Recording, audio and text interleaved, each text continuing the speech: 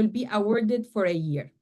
And we are proud to host a diverse program with more than 25 speakers from different backgrounds, research areas, cultures, nationalities, and genders. This year, we also have the honor of hosting two distinguished speakers, Dr. Kostas Velis and Dr. Attilio Savino, who are renowned in their respective fields. They will share their expertise, experiences, and visionary perspectives. Do not forget to join for the afternoon session coordinated by Julio, Vice Chair of the ISWA YPG, and learn more on the YPG activities, exciting news, and upcoming events. We are grateful to host this conference for attendees from around the world and different nationalities. Please feel free to introduce yourself in the chat on the right side of your screen, and we encourage you to actively engage with the speakers by sharing your comments and questions in the Zoom and YouTube chat boxes. Please don't forget to mention the speaker's name when addressing them. Once again, I wish you all an excellent conference filled with valuable insights, inspiring discussions, and meaningful connections. Thank you for joining us today. And to officially commence this impactful event, I'm taking great pleasure in introducing the chair of ISWA YPG, Dr. Hani Jalalipur.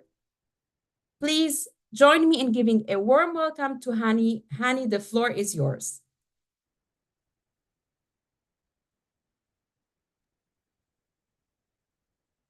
Hello, everyone. Warm welcome also from my side. Today, I want to welcome to the Young Professional Online Conference. I'm glad that you are all here. I'm the chair of the Young Professional Group, and I'd love to tell you a bit about us. Young Professional Group is a part of the ISWA family, and we are here to support and push the young professional and a student toward their professional career. Our goal, like the ISWA, is to promote sustainable solid waste management worldwide. But young professional can be more than that, can be more than learning and networking. It can be finding motivation and making a personal connection with your career, with or future career, let's say for those who are a student and still studying. It's something, it can be something for you meaningful and help you to get through the tough moments of your professional life. So that's my message to you all, guys, that don't look at such voluntary activity just a place to learn or networking. Look something above it. It can be something that helps you through your whole professional career. My suggestion is to stay with us until the end of the conference and learn more about our awesome and exciting working groups. And also don't forget to check out our website. There's a lot of information there, and feel free to contact us, me, the leadership group, for any more information on how to get involved and to get connected. Enjoy the conference and have a great day. Thank you.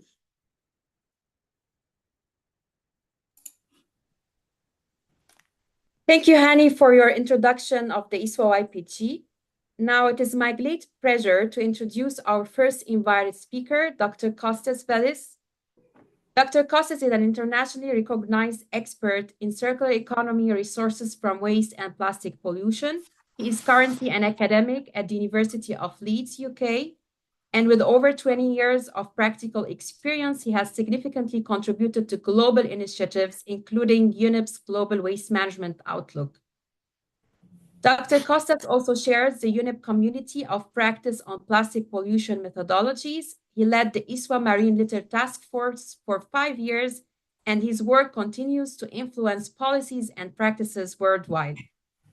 Please join me in giving a warm welcome to Kostas. Kostas, the floor is yours. Well, thank you. Thank you, Amani.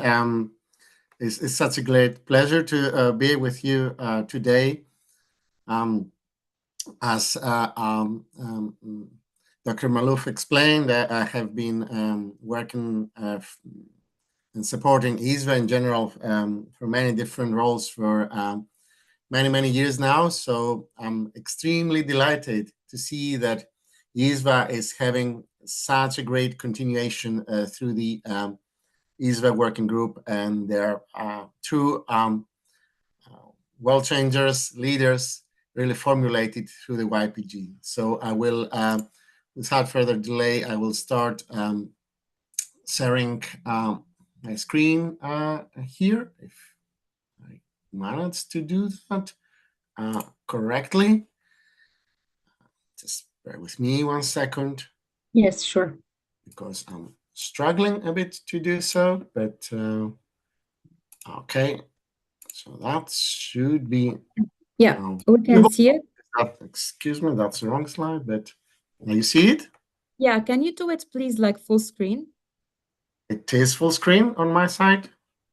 Is it not there? No, maybe presenter viewer. I'm sorry for the technical problems. Yeah, that's all right. I cannot see what you're seeing, so maybe I do it in this way. Perfect. Yeah, And now we can you see fully see it now? Yes, we can see full screen. Thank you. That's amazing. Excellent. So, so the for the next 15 minutes or so, I will have collated a lot of material here for you, but I wanted just to skim through different things that are of relevance to the current global challenge of plastics pollution. That is also at the heart of how we're managing waste and resources. And I'd like to focus more particularly on how quantifying the plastic pollution is a total and very important prerequisite to effectively mitigate it, to fight against it.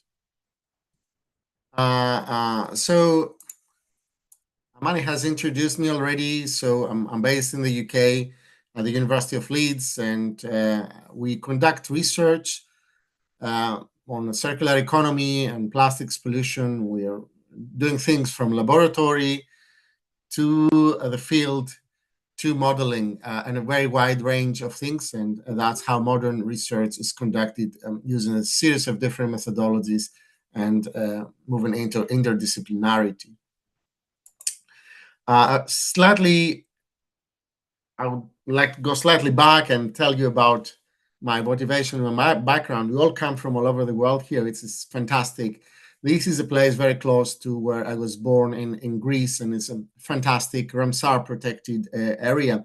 It looks fantastic on the photo. It's even better when you go close. But then this is the reality of the anthropogenic activity. And I can't really start talking about how many waste and resource management failures are demonstrated in the latter picture, really. So this is what is happening in terms of the damage we're doing to our ecosystems and habitats, but also now there is increasing evidence that there is direct damage to human health from mismanagement of plastic as part of the plastic waste.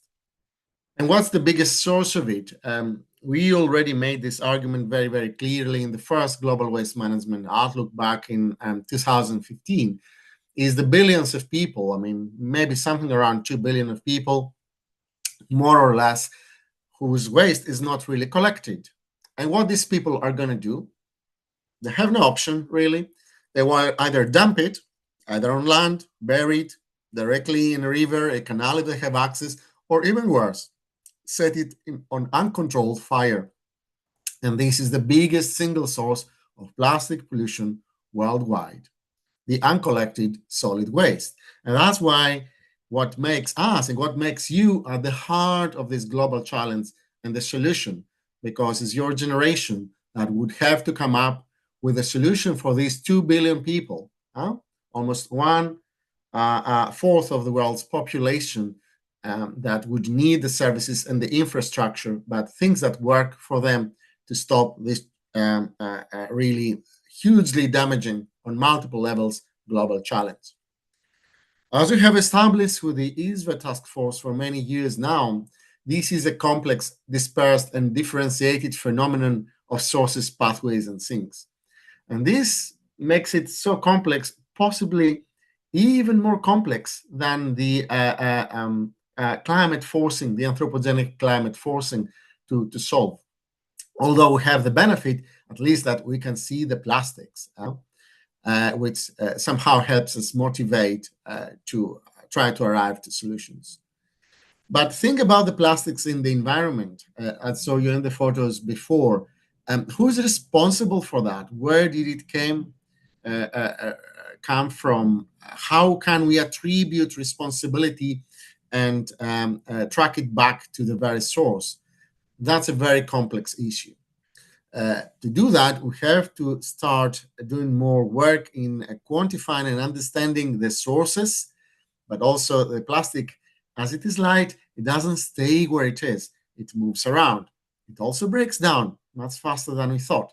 So, for example, if you go in a formal settlement where the waste is seldomly collected, it would lie on the streets and then in the drains, set on fire, flushed away into bigger drains, canals, rivers, the sea, you mentioned it.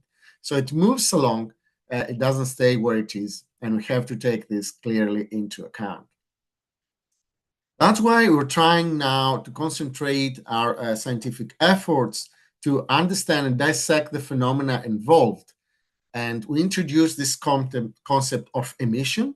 What constitutes an emission of plastic pollution is an emission in two forms, either a single item, a waste item, a plastic bag, a plastic bottle, then that's a debris, or you can actually have this item being burned. In all those cases, the items are where there shouldn't be, in the environment, built or anthropogenic. So in that sense, all these are constituting emissions.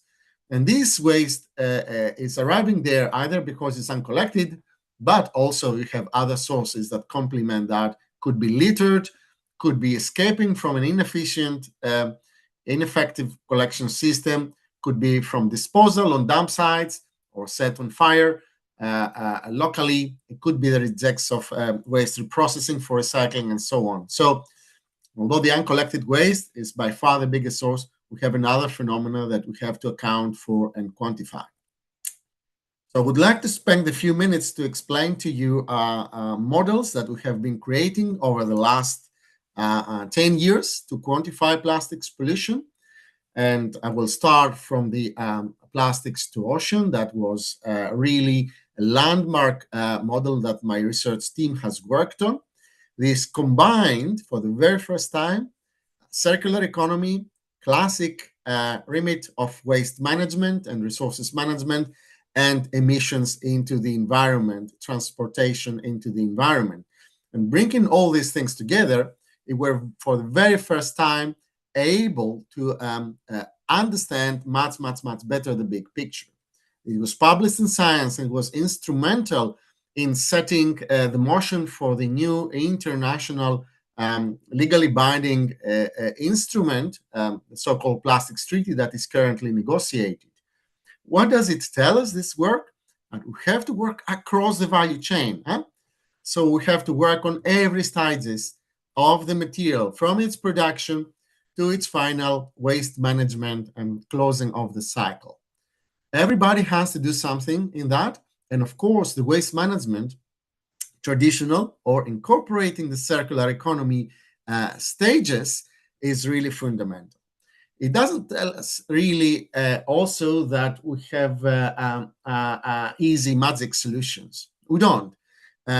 Even if we start reducing a lot the material, that this is the best really scenario, combined scenario of efforts that we have there, in order to mitigate a bit by 2040 the plastics pollution, we would need to stop using plastic a lot, either altogether, not consuming, or replace it with other materials. All this is very uncertain. It sits on the upper levels of the waste hierarchy, on the prevention, on the reduction, that we know so little and we have implemented so little historically. But now is the time to do much more in that direction. Another prerequisite for that model was the first model to explicitly include the informal recycling sector, which is an area I have been working for over 20 years with excellent colleagues. And what I'm showing you here is the latest review of the evidence we have produced to understand the contribution the waste pickers, the informal waste workers, are making in preventing plastic pollution. Because without them, a huge amount of plastic, additional amount of plastic waste would have been mismanaged and released into the environment as pollution. What we have found also is that we don't have standardized methods to account for their activity, for what they're collecting, of how many they are, and so on. So we're developing and testing currently with Grid Arendel a new methodology, and we applied that in Nepal. So wait for this publication sometime soon as well. Another core aspect that the plastic extortion model for the very first time has outlined was the importance of open burning. And I had the opportunity to highlight that as part of the Engineering X Royal Academy of Engineering project, reviewing the connection between human health, occupational and general health, and in the environment. And a lot of excellent colleagues had the opportunity to work with that, with Dr. Maloufi finalizing still a paper around the open dump sites on that. What does it tell us? That open burning is hugely, hugely damaging, possibly not the most well-known aspect of plastic pollution, but arguably the most damaging, or at least the one that we have most evidence about its direct damage. And we're working to create publicity on that topic, so we have better uptake, and also to put pressure to the governments to start taking this seriously and acting on stopping this challenge. Now, on another global model that we have developed and we are just about to launch on a leading journal, which keep an eye on that in around a month's time from now, is the SPOT. SPOT gives us a very detailed understanding of how the plastic is emitted in the environment and then where it moves. We're now releasing the model about the emissions, which will give us a much more detailed understanding of where the plastics in the environment comes from for the very first time. This is a local model because things are happening or prevented locally. So take data from the municipal solid waste, and then we can escalate, aggregate at all different levels across the world. So again, around the 4th of September, we're going to be releasing that, and keep an eye on that because we'll be doing a webinar. You see some examples of applying that, for example, in Indonesia.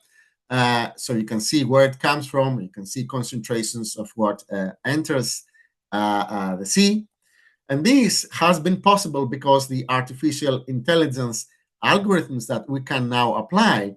So we used some machine learning to do that prerequisite work, linking solid waste management with socioeconomics around the world. And as a result of that, we were able to develop the backbone of this SPOT model that I'm telling you now, because how waste is managed across the world, as established in this publication, it's really directly associated with the socioeconomic development performance of its country. Very interesting, has a lot of implications. I don't have time to explain in more detail here, but please look at this work and see what it means. We had this SPOT model applied widely. A simplified version was contributed to the OECD's Global Plastics Outlook a few years ago, and is the only way we have to quantify the SDG 11.6.1 that tells us how the waste is managed in controlled facilities around the world. So we have used that, the UN has used that to quantify this and release in its official reporting. More models, waste flow diagram. This is now going from the local, global to the local on a city level where solutions have to be implemented. With my team and other colleagues, we have developed the waste flow diagram for GIZ, and this is now the most widely applied methodology around the world. Have a look on the new website. This is a rapid test But if you want to do a much more detailed take that enables you to do action plans, the ISWA plastic pollution calculator comes into play. I had the pleasure of developing that during the years of the ISWA task force, working with excellent colleagues within support of the GS, with technical support of many experts, and has been applied widely across the world. As I said, this gives us the opportunity to take a very detailed look locally. Now, if we start looking locally, this is what you see, that the possibility of waste becoming plastic pollution and what is its ultimate fate would depend on a series of multiple factors. So we're talking about really complex phenomena here. So how can we account for them when we see something in the environment we don't really know? Now, this is our best take we have locally to understand where it comes from, why it is there, and then to introduce preventive measures, preventive engineering and policy solutions to stop that from happening. So we have developed very wide conceptual models, which then turn them into mathematical algorithms, and we're able to quantify plastics pollution locally that results from waste management, or most importantly, the absence of. We're looking at individual item categories, and then we can generate a series of different results, a wealth of results and visualizations. For example, we have applied this in Bali, where really we got very, very interesting insights, and a new system was developed there and trying to apply it to prevent plastics pollution in Indonesia. Also through UNESCAP in many countries in Southeast Asia, which they have been framed somehow for the challenges they're having. And you can see some of the results here. What this slide is illustrating, that what is in the environment is escaping is different. Of course, it depends on the waste we're generating ultimately, but it's not the same. And that's the beauty and the importance of the modeling. Also, when these incidents will happen, are really affected by the climate. And the monsoon, it's coming, it's one, it's two monsoons. The dry and wet period would affect things a lot. And you see a lot of differences in three different places in Southeast Asia, in Kuala Lumpur, in Da Nang, and Surabaya. We have totally different behaviors in terms of how the plastic is pushed into the environment. Now, having applied the plastic pollution calculator, we have the pleasure really of being able to develop local action plans. And this is what it makes a difference. This is the way forward. So we not just go and develop any plans without core scientific evidence. So these cities now would have the pleasure to develop those plans, which they did, as you see in the slide, and implement them based on the best available understanding we have on the generation and behavior of plastics pollution. And what's the big picture? Well, I'll tell you what's the big picture. This is from applying the plastic pollution calculator across the world. Collecting the waste, having a sound waste management hugely minimizes the amount of plastic pollution, both as physical objects and as objects that are uncontrolled, burned in the environment. To illustrate that, let's compare the situation between the city of Rotterdam, where the ISWA headquarters incidentally are based, and informal settlement in Cairo. The physical pollution in Cairo is 3,500 times higher than Rotterdam. And the difference is an effective waste management, waste and resources, circular economy waste management system. Is that everything? No. And I'm reaching now towards the end of my presentation that tell you that I have covered just only one part of the plastics pollution, is the physical objects. But then, for instance, recycling is really important. How can avoid legacy chemical compounds being recycled and dispersed all over the world? We have an important role to play as a recycling industry in doing that, and more ingenuity solutions that include artificial intelligence. They will be based on artificial intelligence, would be needed to avoid the problems of circulating past pollution into our recycled products. Because this is a very, very dynamic area, just presenting some of my research. There is excellent research around the world by other colleagues. As Amani has mentioned, I have the pleasure of leading a harmonization of plastics pollution quantification methodologies and models. And if you have a work in that area, I would very much welcome you to contribute into that initiative of the UN environment. We have been just launching also a new toolkit, looking at some of those methodologies and how they can be used by local authorities, by national governments, by experts like you. It's called PLAST, is released by the World Bank, and I think it can make the difference in helping us quantify plastics pollution, arrive to evidence-based understanding. Eventually, there are not many enough opportunities, because this is an emerging topic to discuss, and especially for scientists and young scientists like you and practitioners to meet with the other stakeholders, policymakers, industry. There's a whole new ecosystem that has been created around plastics pollution. And that's why I'm taking the initiative with excellent colleagues in Greece, organizing a new global plastics pollution symposium in first week of October in Rhodes in Greece. If you have any activity in plastic pollution, do send us something now. It's not too late. We will be delighted to have you there. And it's going to be very active discussion on these topics. Much more we can share today into 15 or 20 minutes. So thank you so much again for having me, and a big, big, big thank to my past and current team. Without them, without their brilliance, nothing would have been possible. Thank you, Dr. Malouf. Thank you, ISWA, Young Professionals Group. Keep it up. Change this world. There's so much need for positive change. Make it happen. Thank you, Dr. Kostas, for your inspiring and motivational presentation. It was really a great pleasure to have you with us today and learn from your experience and very interesting research work. Also, thank you for this global tour over plastic pollution. And your inspiring keynote has set the stage for the commencement of this conference. I want, before you leave, and we leave you to have a nice weekend, just to emphasize again on the Plastics conference, and take this opportunity to invite all the experts and young professionals who are present with us today to attend this event. And if you'd like to conclude a few words about that before you leave us. Yes, thank you, Dr. Malouf. As I said, there's a lot of discussion. The science on that is young. So it's a field what you can excel, and you can all make contributions. And I know you're making contributions, and many others present here are already working very hard. And the science really is going to come from those who are really doing the research now, which is the PhDs and the postdocs, but also will come from the practitioners who apply the engineering tools locally. And this is a way of bringing all that knowledge close to other stakeholders, to the decision makers, to the other international organizations, but possibly they're not so well aware of what I have presented today.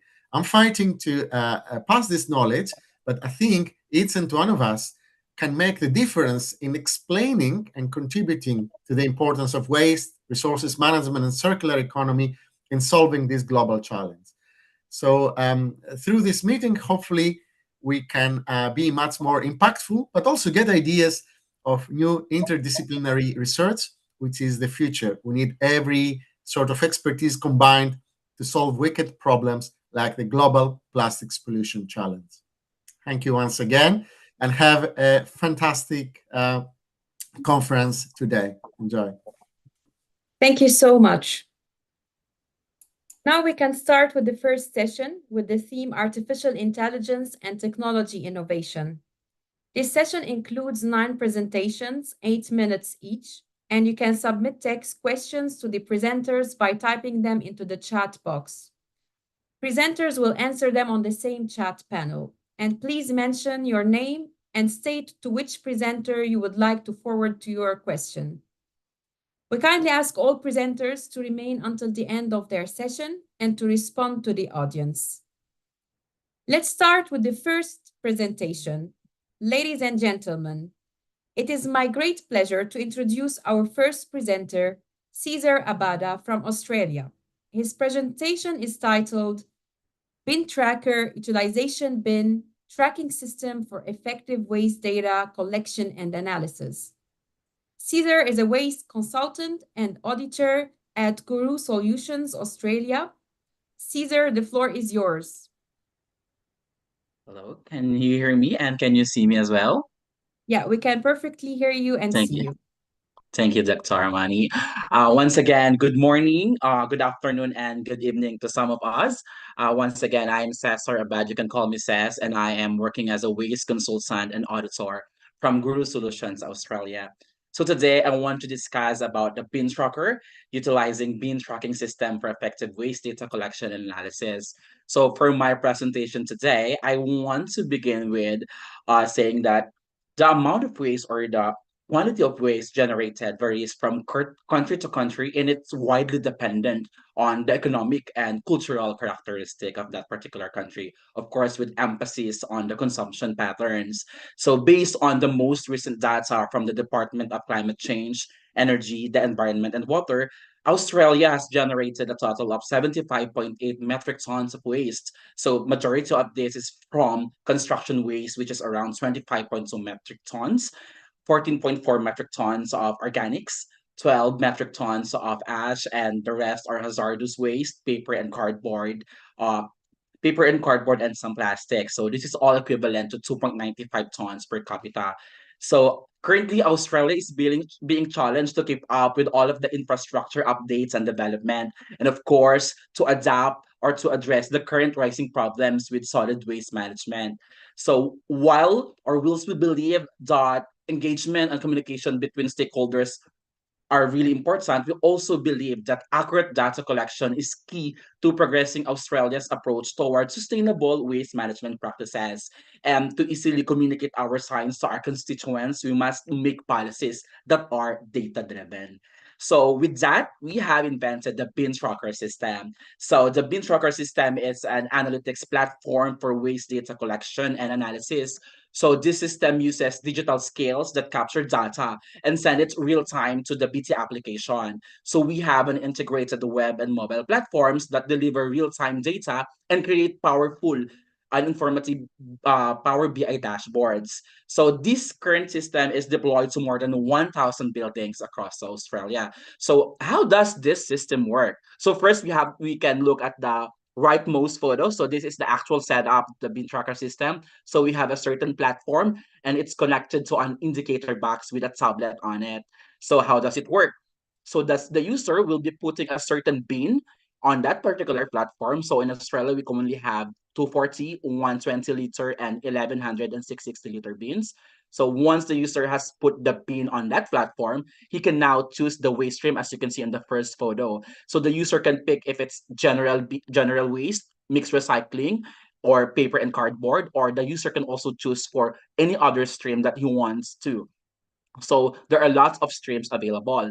And after the user has chosen the particular waste stream, he can now choose the container that is being used. Is it just a bag? Is it an 1100 bin or it's bulk and loose? And then the system will automatically deduct the tier weight of that particular bin. And aside from that, the user has an option to choose which collection point did he get that bin from. For example, on let's say 50 level building, he can choose, oh, it came from level 11 from tenant A. So we know that this particular rubbish or this particular waste was generated by this certain tenant. After that, for mixed recycling, paper and cardboard and organics, the user can now choose or has the option to tell if the bin is contaminated.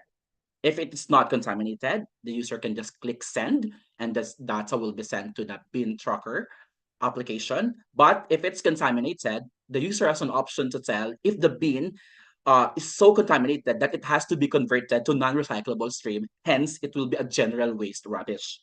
If it's not that contaminated, let's say less than 10% contamination, the user can tell, oh, it should remain on recyclable stream, but it is just contaminated. And also the user has the option to take a photo so that we have an evidence about that contamination. We also have the mobile mode of that particular of the bin tracker system. So for mobile mode, we are just putting QR codes on the bin, and the QR codes it differ from the size of the bin and from the waste stream being selected by the tenant. So it's exactly just like the tablet mode, but here it will be easier to use if we have QR codes. So we are utilizing QR codes for mobile modes. Now, after we have collected all of this information, all of this data, this information will be now sent to the user's profile, and then they can track now their information or all their waste generation and recycling per day, per month, and even per year. So as you can see on the first photo on the bottom left of the figure, so there's a site overview of that particular user, so they can click or they can choose or they can check how many contamination did they have for that particular month, or how many general waste was generated, how many paper cardboard was deemed contaminated, and how many, let's say, mixed recycling bins were contaminated. And then that the user can also choose or can also check the data quality that has been generated. So the tenants or the user can also view their own data in real time. So again, we have dashboard and analytics. They can check all transaction. They can actually check also the cost that they have paid to the waste picker or the waste company that have picked the rubbish. So it has a dynamic and user-driven embedded Power BI. And we also have multi-tenancy portal. So how does this work? So for example, if you have a tenant A that's working or renting a building in New South Wales, Australia, and then we also have the same tenant renting a particular building in Victoria, Melbourne, Victoria, so they can collect all of this data. So the multi-tenancy portal automatically aggregates data for the same tenant in multiple bin tracker powered buildings. So it's actually becoming a highly valued offering for businesses or for tenants requiring waste data for their Scope 3 emission reporting. And monthly, we provide also the monthly waste review for particular clients or particular user, so we can perform their review of asset performance for the trends, for the issues, and possible opportunities. We provide overall performance. We compare their generation to intensity and to recycling. We create tenant performance and trends, stream usage, and other opportunities for improvement. So what do we want to do next? We want to create annual waste composition audit at least once a year to check the data accuracy of the bin tracker. More importantly, we want to have tenant engagement to answer their queries, to facilitate engagement, and to make sure that they are doing the right thing when it comes to segregation at source. We want to continuously do the ongoing active data monitoring, the cleaner monitoring and training, and definitely we want to move forward by doing lots of collaborations with the academe, industry, and other stakeholders, of course, to improve the technology. Again, we want to build a gap between the academe and the industry. And of course, we have user feedback that currently being deployed. So it's an assessment that may be conducted or that we are conducting to gauge the usability and acceptance of target users. So like what I have said earlier, the development of such waste management system through web and mobile applications, of course, like Bin Tracker, will definitely help the experts, the academics, the policymaker, and local government units on how to strategize on how to improve their solid waste management system.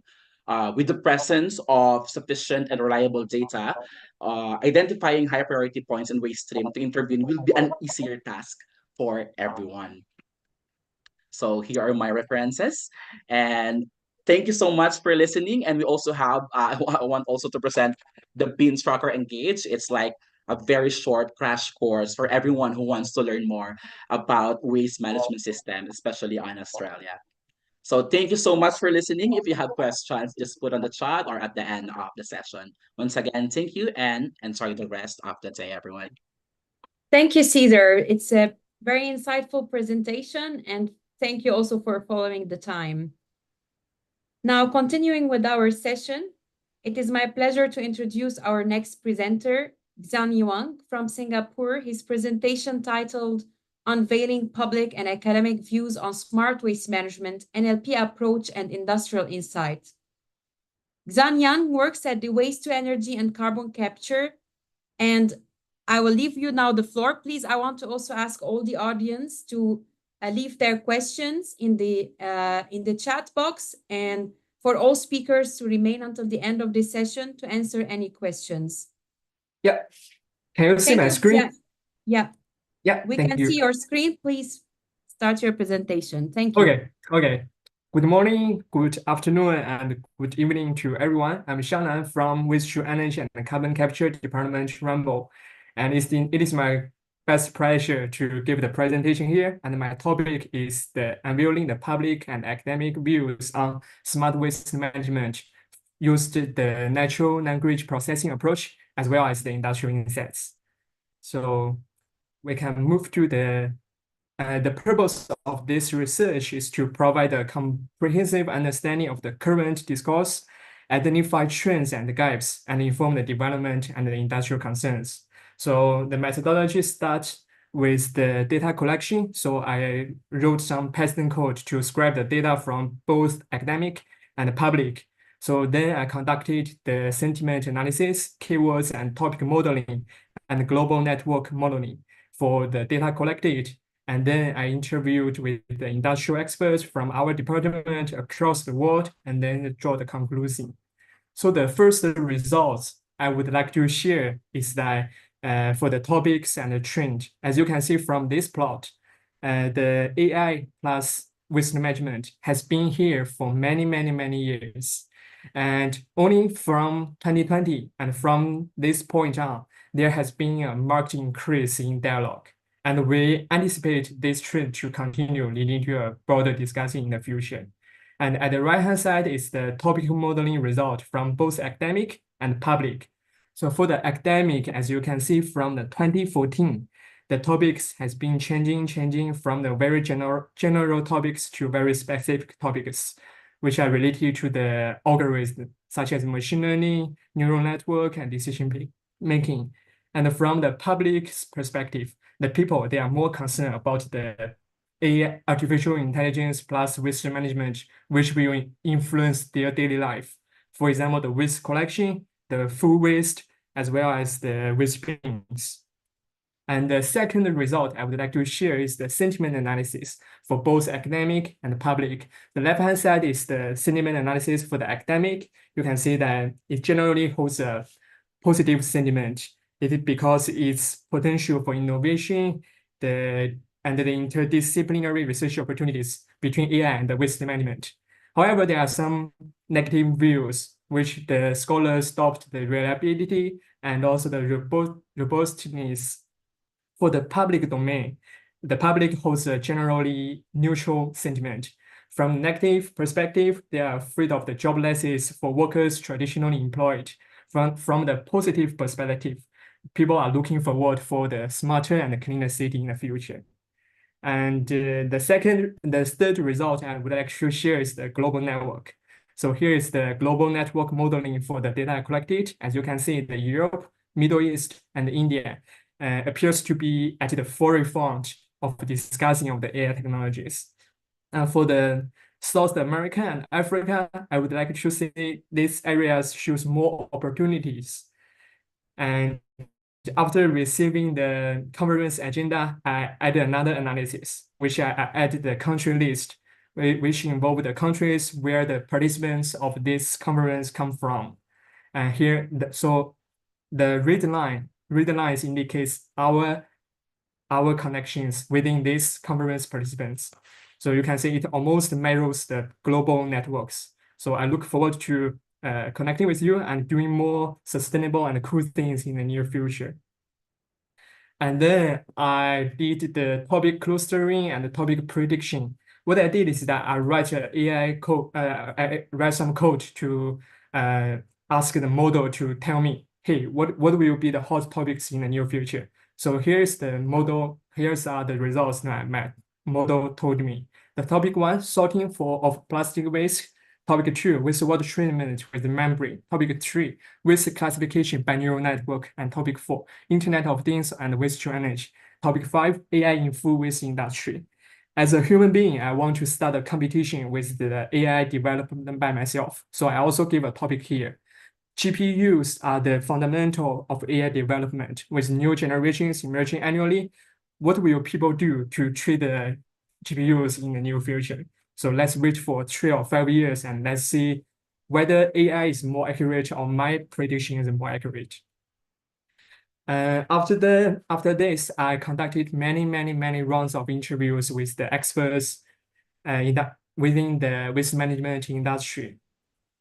So I did the interview for the AI in waste management value chain. So from the waste generation, the AI can help with the predictive analysis and the smart bin system as the previous participants presented. So from the experts' point of view is that there are challenges with dynamic nature of waste stream generation, and we still not see the reliable models for now. And then move to the transportation. Unfortunately, we do not have the experts in waste transportation. And then the waste will be transported to the MRF and the sorting plant. The AI can help with the air sorting and the robot sorting. It is more efficient and more accurate. However, our experts think that AI sorting has been here for many, many years. Currently, the technology suppliers are focusing with the process improvement and continuously with sampling. For the robot sorting, it is not a new thing. And from the experts' point of view, it is not a point of interest. We have seen them for many, many years, but they are less implemented due to the low efficiency. And the accuracy of the data matters a lot. And then we can move to the thermal treatment. For the thermal treatment, especially for the waste drainage plant, the AI can help a better control of the operation. For example, the furnace, the boiler, the flue gas treatment. It is of course, it is more complex and have heavy capex. For this case, I would like to share one of my interesting project experience. There was a waste drainage plant in Malaysia, and there is a technology provider from Japan. So the Japanese technology provider, they want to get the real-time data from the plant. So the government of Malaysia agency, they ask us, hey, should I accept this? And they are going to provide me with the discount. Should I accept? And there was a very, very long debate for 6 months. The senior professionals, they are very traditional. They do not want to accept this. They said that the contract asks you to provide the equipment, you just provide the equipment. However, for the young professionals, they are more willing to accept because the technology providers can use the real-time data to improve their algorithm and improve the efficiency. But unfortunately, at the end of the story, we still not accept this clause in the contract because sometimes we need to listen for the seniors. And for the waste, they can also went to the biological and the destination and landfill. So we have not seen too much AI discussing an application in those areas, but we are looking forward to the opportunities for future development. And last but not least, I want to share 2 project experience and some of the photos taken by myself. One is the Singapore Semakau landfill. So the government of Singapore, they use the seismic data with AI to monitor and optimize the land use and landfill construction because Singapore is very, very small. So they need to build up the landfill on the sea. Another example is the Copenhagen in Denmark. It is a waste-to-energy plant, and there are only 2 workers operating the entire plant when we visited there. And the 2 workers, they told us if we were not there, they won't be at the site. So which means that the plant is fully automated with 0 person inside. So we think that the highly automated plants like Copenhagen may adopt the artificial intelligence to build up its digital twin plant in the near future. So for the conclusion, I won't go through them one by one, but the key message is that from the industrial's perspective, we have been hearing from technology providers start to put the AI as a selling point to sell their service or the equipment to the owners. That's all of my presentation, and I have listed my contact here. And feel free to connect and ask me questions in case. Thank you.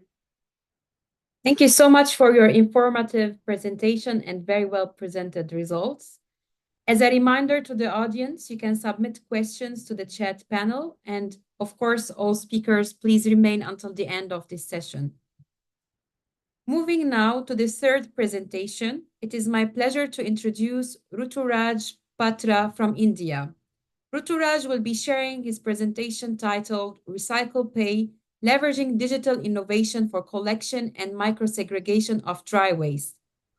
Ruturaj works at the Utkal University. Ruturaj, the floor is yours. Thank you. Can you please share your screen? Yes, ma'am.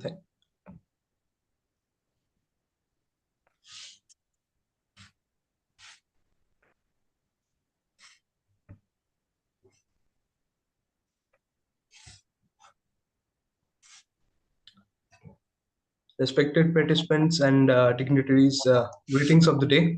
I, Ruturaj Patra, and my partner Ruturaj, Sudipta. sorry to interrupt you. Can you put it in a full screen mode? Okay.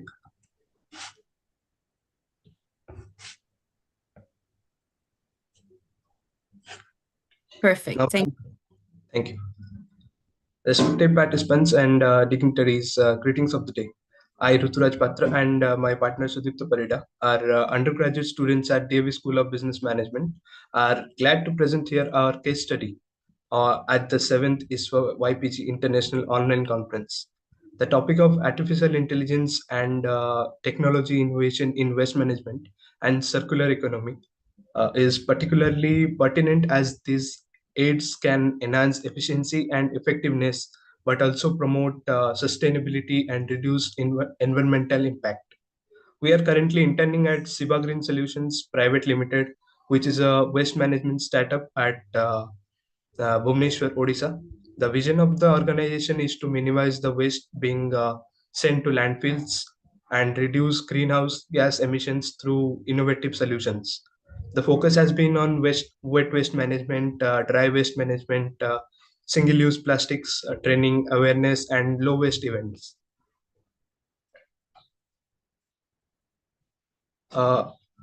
Growing population, urbanization, and industrial production has led to an increase in complexity of municipal solid waste management. Globally, municipal solid waste generation is predicted to grow from 2.1 billion tons in 2023 to 3.8 billion tons by 2050. As per Government of India estimates, municipal solid waste is projected to increase to 160.8 million tons by 2041, which represents a 133% increase from today. Reports also reveal that 75% to 80% of all solid waste generated is collected, out of which 22 to 28% is processed and treated, while the rest is deposited indiscriminately in open landfills. Indian cities are overflowing, and there is a critical need to manage waste efficiently. Recycle Pay. It is the dry waste management initiative of Siba Green Solutions. It is a mobile application available on both iOS and Android that incentivizes and monetizes the microsegregation of dry recyclables from residential, commercial, and institutional entities. The service looks to reduce the strain on the municipalities' waste collection resources, making our cities cleaner and also benefit the informal workers. The increased uses of the app helps retain useful resources within the economy rather than ending up in the landfill. Recycle Pay is supported by the British Deputy High Commission, Kolkata, and HDFC Startup Parivartan Grant. It is the first of its kind service in the city of Bhubaneswar for an on-demand free doorstep pickup of micro-segregated dry recyclables. The app is very simple to use. Once the user downloads the app, profile is created. The customer books his or her slot on their preferred date and time for pickup of their dry recyclables. Our partner agents accept the order, reach the customer's place, and weighs the various micro-segregated items using a certified digital weighing scale. The agent instantly makes the payment to the customer by scanning a QR code, post confirmation from the customer about the exact weight and the price. The customer at this point has the option of either receiving the money through UPI, bank account transfer, or through cash. The customer has also a choice of donating the amount earned through recycling to certain listed NGOs working in various sectors like animal welfare, children education, hunger, etc. They also have the choice of keeping the money in the eco wallet and purchase any single-use plastic-free products from the eco shop. Mainly, Bhubaneswar is one of the leading examples of smart cities in India. It has adopted a citizen-centric approach to become a smart city that promotes smart growth. Given these considerations, the pilot of Recycle Pay was started in the city of Bhubaneswar in October 2023, which has population of approximately 1 million residents. In order to increase engagement and user base, there were tie-ups with apartments, residential societies, other bulk generators of dry waste collection across the city. Our latest tie-up has been with the 120 Infantry Battalion for the collection of their cardboard and paper waste from the Army institution. The participation of communities in diverting their waste from landfills can make a significant impact in creating cleaner cities.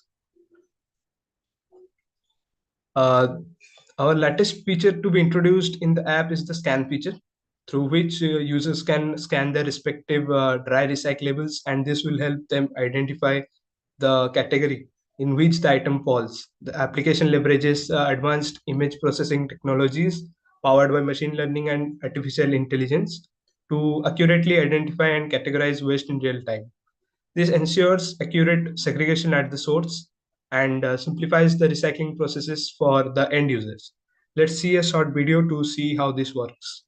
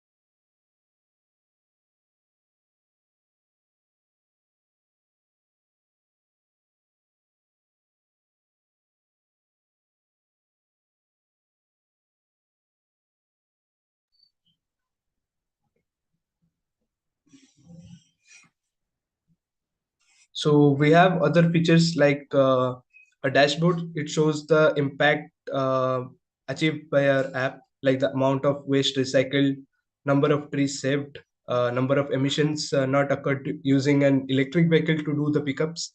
Scrap rates are displayed, which ensures transparency among the customers. Refer and earn feature helps provides incentives to in the form of eco points with every referral link shared through social media, email, and messaging apps. This also encourages repeated usage and long-term encouragement and engagement of the app. EcoShop allows customers to purchase single-use plastic-free products using the earnings they accumulated by selling scrap through the Eco Wallet option. The single-use plastic-free marketplace hosts over 900 products spanning various categories such as composting, dental, home care, hair care, skin care, etc. And Events tab provides information on various in-house and online events taking places in the city. Events like blogging drives, beach cleanups, composting workshops, and others help create a community focused towards the environment. Which Recycle. was 1 minute remaining. Thank you. Additionally, the route planning of the agent is optimized using OpenStreetMaps, which enables to determine the most efficient and shortest paths for the waste collection vehicles. Pilot operations in Bhubaneswar. Our impact in past 8 months has resulted in more than 1,000 app downloads, 40 plus collection drives and awareness programs, nearly 80,000 plus kg of waste being recycled, thus not ending up in the landfill. Roughly 20,000 plus kilometers traveled in electric vehicles for pickups. With this, thank you so much for your patient sharing. We are happy to answer your questions, if any. Thank you so much for this informative and innovative presentation. You have already some questions in the box. If we can ask you please to answer them. Now, proceeding further with our session, it is my pleasure to introduce Cynthia Lara from Germany. Cynthia will be presenting her research on demand forecasting methods for efficient food waste reduction in the bakery sector. Cynthia works at University of Rostock. Cynthia, the floor is yours. Thank you so much. Could you see my presentation right now? Yes, we can see you, hear Okay. you on the screen. Thank you. Perfect, thank you. So, hi everyone, my name is Cynthia Lara, and today I'm going to talk about demand forecasting methods for efficient food waste reduction in the bakery sector. So, first of all, I would like to start with a brief introduction. So, every year, 1/3 of the food produced is wasted or lost. So, this study will focus specifically on the retail sector in Germany. The bread and baked goods are accounted for 30% of the food waste. And that is why this study will focus only on the bakery sector. So, but why it's important to tackle food waste? The SDG 12 aim to halve food waste by 2030, and that's why we need to provide some solutions for the bakery sector. And in order to tackle, we need to know what are the causes. So one of the main causes is the incorrect planning. This means overstocking or understocking. And one approach could be demand forecasting.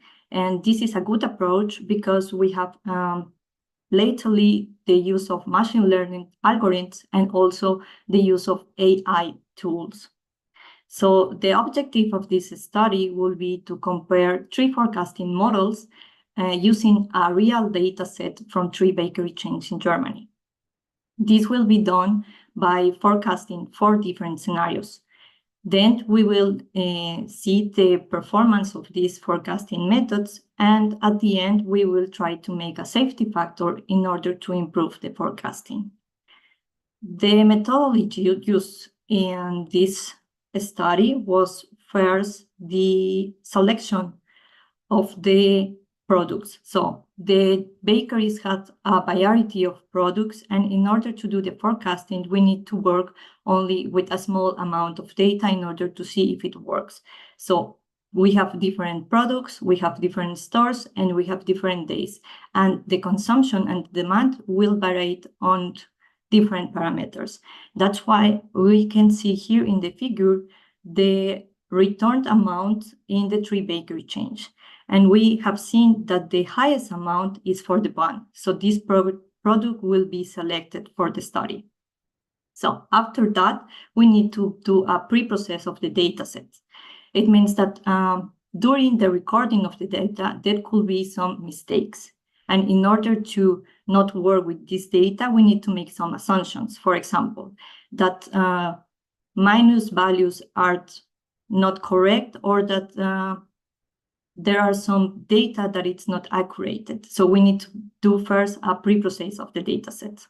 After that, we need to do explanatory analysis in order to see if we have some trends. For example, that we already know that on weekends the demand goes higher, or there are some days of the week that we don't have a lot of demand. After that, we proceed with the forecasting models. In this study, I have tried 1 statistical model, which is a Riemann, and 2 machine learning algorithms, which is super vector machine and random forest. And at the end, we are going to analyze the performance with 2 indicators, which is MAPE and the food reduction. So from the results here, you can see the graphic. Here we can see on the black line the delivered amount. So it means the pieces that they were delivered to the store every day. Now we have the red line, and you can see the amount that was actually sold. So if we compare the delivered with the sold amount, it will be the amount of waste generated every day. Now with the forecasting, it's the purple line. We can now, the blue line will be the reduction potential through forecasting. So in this case, for this example, we have 60% of reduction potential through forecasting. However, there are some times that the forecasting is not sufficient. For example, the red highlight area, it means that we have insufficient forecasting demand, and that this is also bad because we want to create a method in order to reduce food waste, but we don't want to make the bakeries gain some losses. So we need to have some factors in order to have an equilibrium between food waste and the earnings for the bakeries. So here we have the different forecasting methods only for one scenario. So it means that it's for the store in shop. Here we can see that most of the forecastings works and the difference are not so high between each other. So in the table below, we can see all the results for the different stores. And now we can see that the food reductions goes between 64% to 86%, which means we could already achieve the Sustainable Development Goal, which was to halve the food waste. However, the red area, which means the insufficient forecasting demand, could endeavor the bakery sales. That is why, at the end, when we plot all the 4 scenarios, we realized that the best method was ARIMA, leading us to an average of 80% of food reduction potential. But however, as I mentioned, we don't want to endeavor the bakery sales, and that's why we came with the idea to do a factor.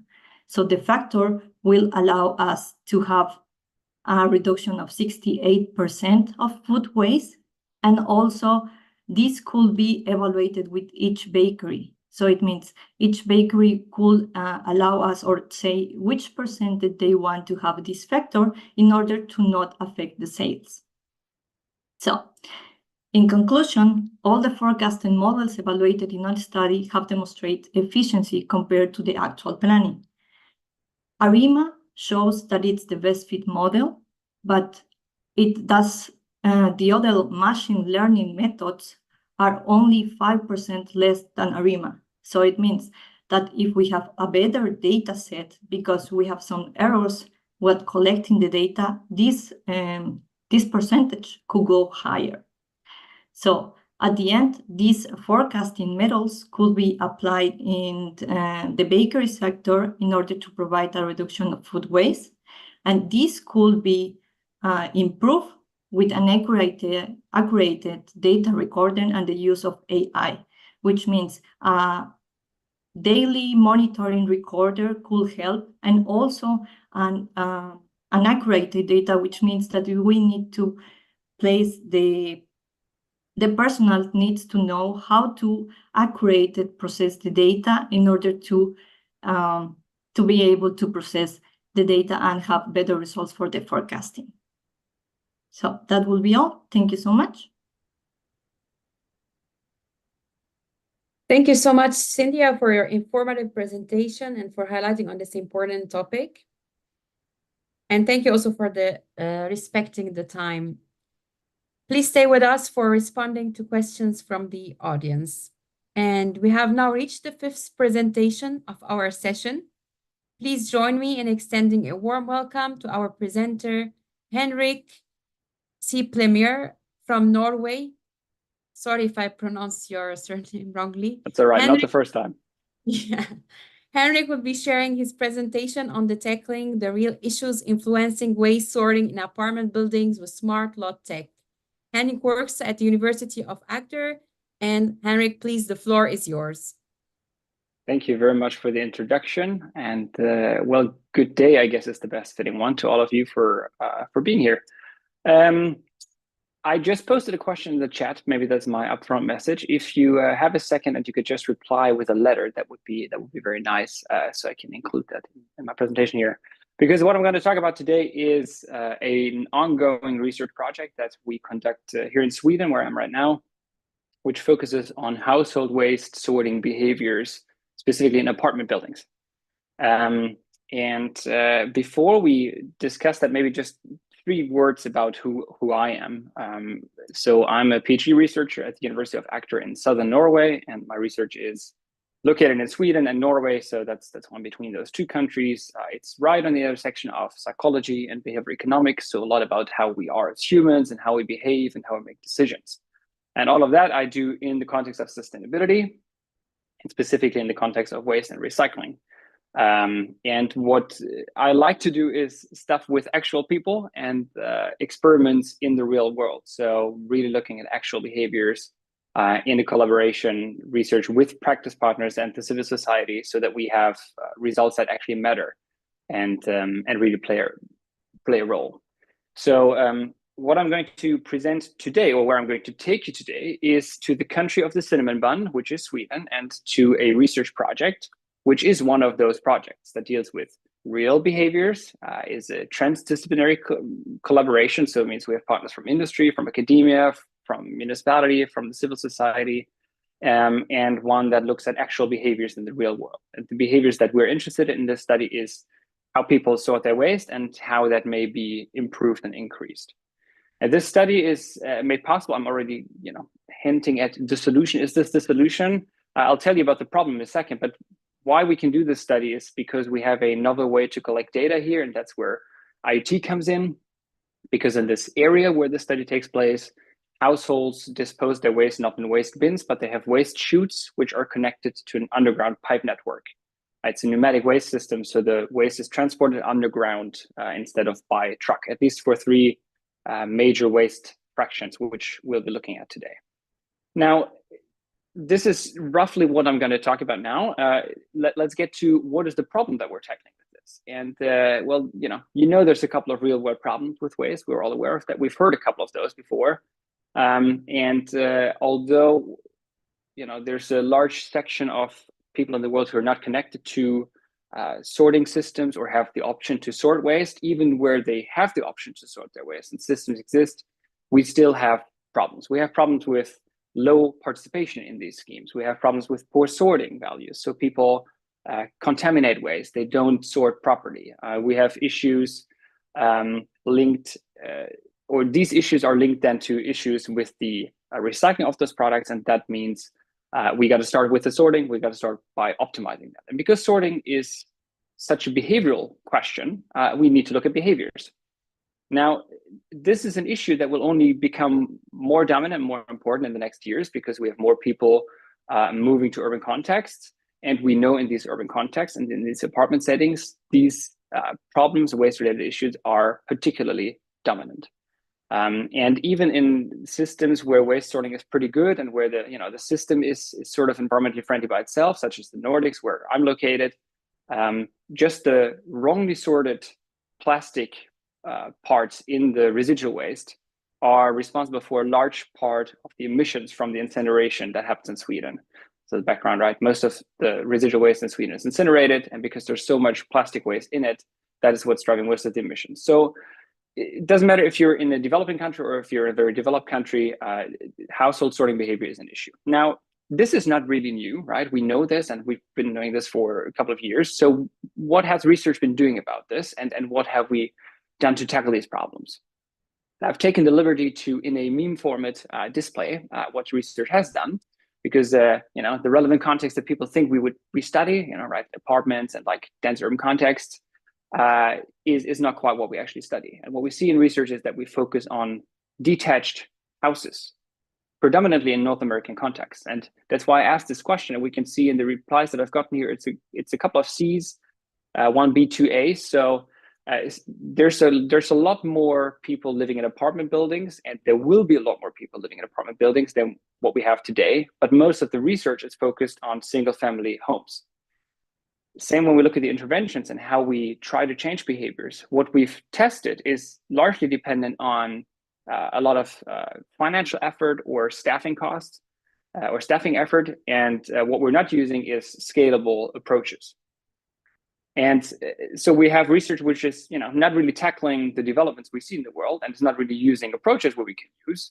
And it's sort of suggesting that what behaviors and experiments we conduct in these detached housing contexts can be applied to apartment context.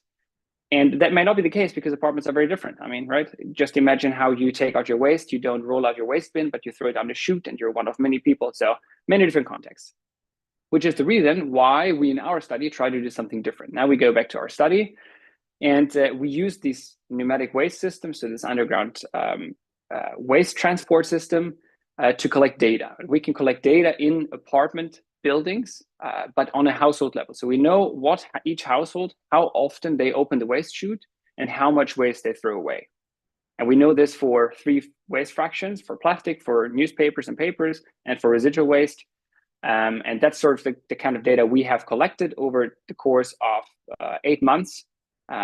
This is a follow-up of a pre-study for a sample of more than 2,400 households. So it's a large-scale study. And what we've tried to do to change the behaviors and what we've tested here is essentially 2 things. We tried to make waste feel more like a service, and we tried out if feedback on people's performance could change behaviors and improve their sorting behaviors. And we've done that in several different ways. It's a large study, so it's very difficult to summarize very briefly. But on the top level, to make this feel more like a service, people receive like really relevant information, super local about their context, how to do it, what the system does for them. We developed an app which people could use to report any errors with the system, where they can track their statistics and where they would get feedback. And we've tried different levels of feedback. So for your building as an entire building, or for you as a household, in comparison to neighbors, without a comparison. So many different things. And sort of this is what it looks like if you were one of the households who got to install the app. Now, this is building on research that's already out there. It's not a novel idea what we're doing here. There's research that shows that, hey, if you give people feedback on their water consumption and how much others consume, then they're inclined to reduce their consumption and adapt to whatever the average consumption is. Same for electricity. There's a little bit on waste, but it's only in freestanding buildings, so detached houses. And we've essentially tried now, can this be applied to the apartment context or not so much? And now just to close it down, 1 minute left, Jesus. It's ongoing, right? So the results are not all in, but what we can see is we have a pretty good install rate. We've achieved our goals there. We see that many people participate in the surveys that we also ran to understand who the users are. People are reporting the errors. So it seems that people like the service we're offering. And we also see that the contamination levels in the residual waste have reduced. So it's sorted more clearly.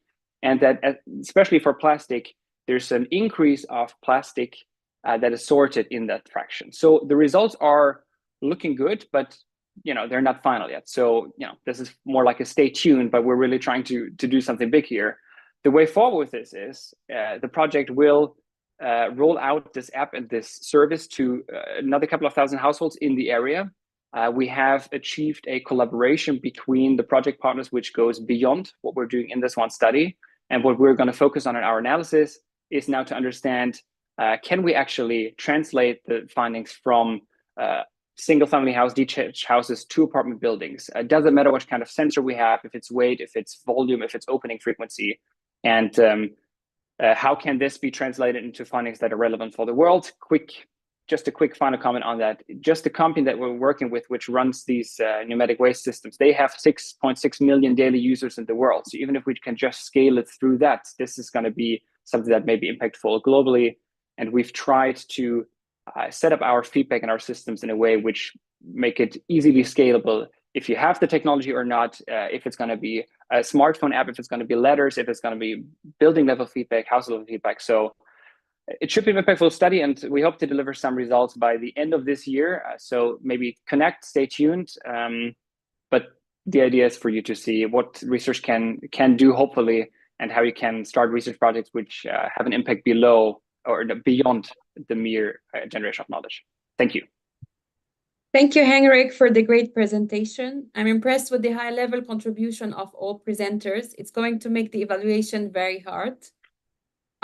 Please feel free to share your questions and comments in the chat box. We ask all speakers to kindly remain until the end of the session to address specific questions. We can already see a lot of interesting discussions going on now. Now it's time to welcome our sixth presenter, Sahar Krid, joining us from Tunis. Sahar will be sharing their valuable insights on the topic of enhancing sustainability in Tunisia's textile sector, extended producer responsibility, and recycling. Sahar is from the University of Sfax. Sahar, the floor is yours. Hello, good morning, everyone. I hope that you can see my screen perfectly and hear me well. Yeah, we can hear you and see the screen. Thank you. Thank you, Dr. Amani, for the introduction. Good morning, everyone. I'm Sahar Khalid from the Department of Biotechnology and Health at the High Institute of Biotechnology of Sfax in Tunisia.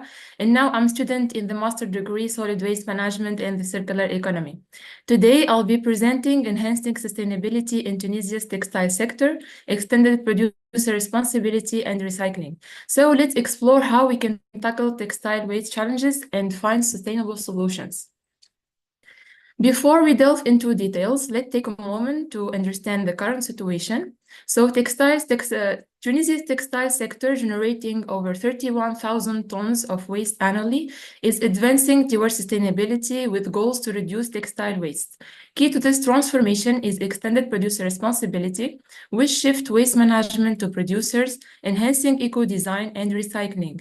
Understanding the categories of textile waste, post-industrial, pre-consumer, and post-consumer is crucial. Innovative recycling methods are reducing reliance on virgin materials.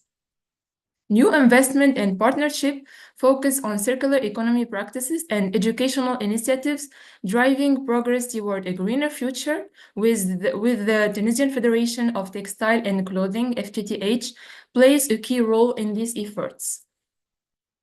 Now let's look at the pivotal role of the FTTH and key initiatives shaping Tunisia's textile sector. So Tunisia's textile sector is crucial to the economy, offering substantial export revenue and jobs, while actively advancing in textile waste management. So the FTTH is advancing Tunisia's textile sector through strategic collaborations, such as with the Foreign Investment Promotion Agency, FIPA, and sustainability efforts, like the arrival of the Borkestina Group in Tunisia's automotive textile and ongoing textile project. Additionally, the GIZ tutor training program, highlighting partnerships, innovation, and co-certification. Also, the CBI's apparel team visited 18 Tunisian companies, held a workshop, and introduced the September 2024 Circular Economy Mission. With over 60 years of heritage, Tunisia's textile industry showcases craftsmanship, innovation, and inspires new talents.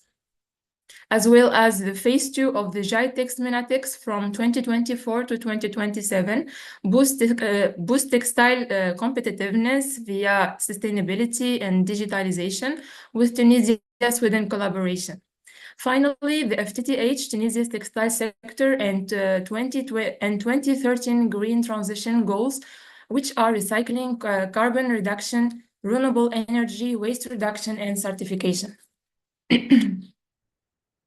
In Tunisia, companies like ATEC, Sofrip Textile Recycling, and Cluster Klim Kefwa support textile waste recycling. Also, the National Waste Management Agency of Tunisia, ANJD, reports significant waste collection and transport. Innovation like filtering of waste wool and recycling into rack pads, matter pads, and mopping pads highlight the country's commitment to sustainability and waste reduction. Here, I recommend smart technology, artificial intelligence, and advanced waste management systems to deal with textile waste collection and transport. In enhancing sustainability in Tunisia's textile sector and valuing textile waste, it is crucial to understand the different types of waste, which can vary in composition based on their type and manufacturing processes. Mentioning some examples such as the natural fibers like cotton, wool, synthetic fibers like polyester, nylon, acrylic, polypropylene, we can find also blended fibers, textile dyes, chemical finishes, and etc. To explore the practical aspect of textile waste management, let's now examine the methodology. In a circular economy, textile waste is managed through two primary approaches, the energetic and the recycling pathway. In the energetic pathway, textile waste is converted into fuel pellets for industrial applications, especially in cement production, reducing reliance on fossil fuels. And for the recycling pathway, it is recommended that Tunisia repurpose old clothes to manufacture new textile products, as well as bike frame, car seats, and ethanol-based cosmetic, which is a method utilized by Refresh Global, a biotechnology company in Berlin, in Germany. Additionally, for future projects in Tunisia, using textile waste fibers in construction materials like mortar and concrete is recommended. This research is based on my own work and future plans. This enhances the properties of materials for bridges, building tunnels, and dams, while reducing textile waste and advancing sustainability. The question is here, what type of textile waste fibers strengthen concrete and mortar? To address this question, it is essential to first use mechanical recycling, which is one of the simplest and cost-effective methods involving the physical breakdown of textile into high-quality fibers similar to virgin materials. The second one is the chemical recycling, which breaks down fabrics into their molecular components, depolymerizing them to recover raw materials. So these processes prepare textile fibers for effective use in construction materials. To find an ecological route for textile waste, I investigated the prevalence of synthetic fibers like polypropylene and polyester. I started by collecting textile waste from different sources, sorting it by color and composition, and then mechanically cutting the fibers. So these fibers were incorporated into concrete at a dosage of 0.5 kilogram per cubic meter, along with water, gravel, and sand.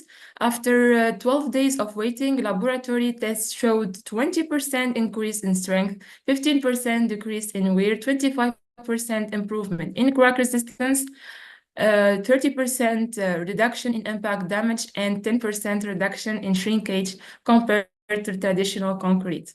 This experiment demonstrated how polypropylene fibers enhance concrete properties. Additionally to that, it reduced textile waste sent to landfills, saved the environment by decreasing the demand for virgin materials, and promote a circular economy by turning waste into valuable resources. Furthermore, for the efficient polyester recycling technique, researchers at the University of Delaware developed a 15-minute polyester recycling technique using ethylene glycol, zinc oxide, and a microwave reactor to recover reusable monomers while preserving cotton and nylon, boosting recycling rates and reducing waste. We recommend implementing EPR in Tunisia's textile sectors, applies to producers and importers, covering the entire product life cycle, including the waste phase. This approach aims to incentivize eco-friendly design, textile waste prevention, recycling, and reuse.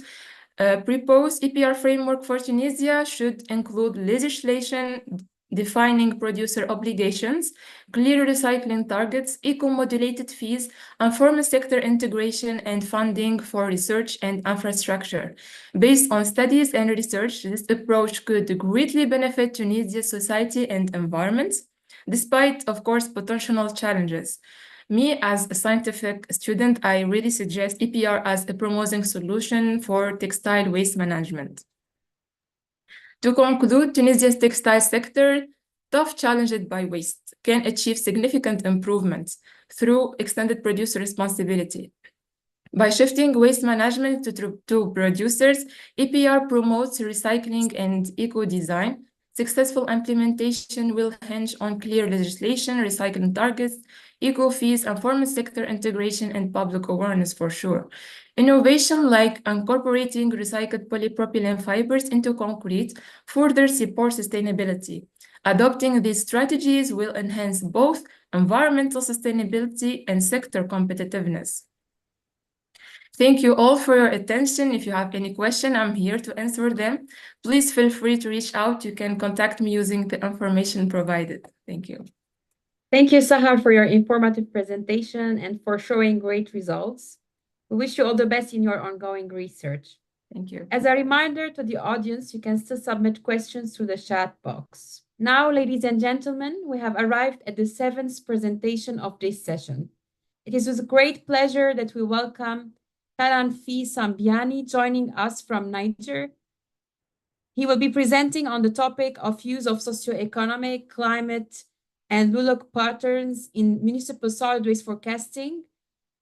He will be also presenting about his base model, LSTN-NET. Our speaker is from the University of Abu Mumuni of Niamey. I'm sorry for pronouncing everything wrongly, and I would like to welcome the floor for our speaker to introduce himself and start his presentation. Thanks so much, Doctor. I would like now to share my slides. Yeah, can you please also put your video on? Okay. Yeah, we can see the presentation. If you can press full screen mode, please. Yes. This one? Yeah, perfect. We can see it. The floor is yours. Thanks so much, Doctor. My greetings to everyone. I'm Kanafe Sambiani, PhD student from University of Abu Mumuni. I'm very grateful to be here and share my research on the use of socioeconomic, climatic, and land use land cover pattern in municipal solid waste forecasting with LSTNet-based model.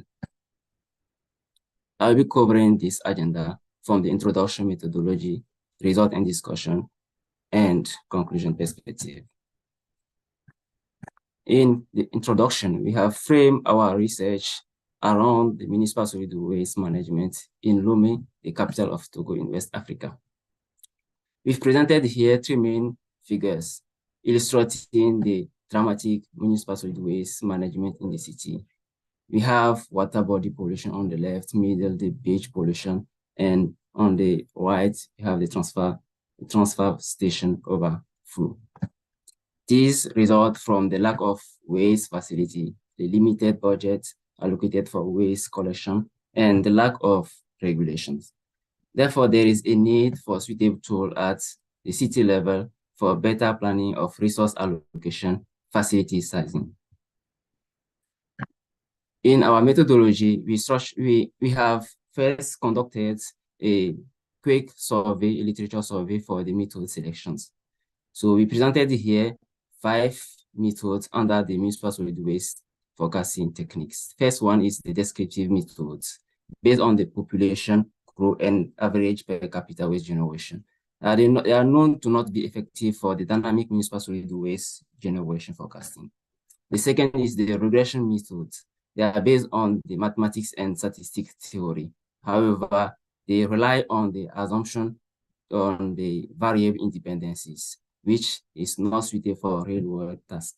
The third one is the material flow methods. They are known to be suited for the dynamic municipal solid waste generation in terms of total flow stream, but they are not suited for the waste, or they are not suited for the collection rates. The fourth one is time series methods.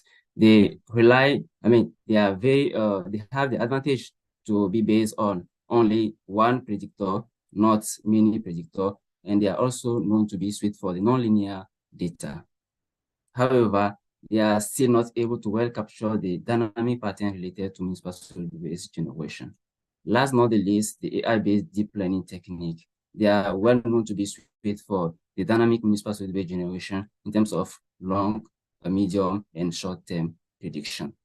They are suitable for the dynamic municipal solid waste generation. However, they still suffer for the historical data, the lack of historical data, and also for the black box nature. We structure our work on the later techniques through 4 steps.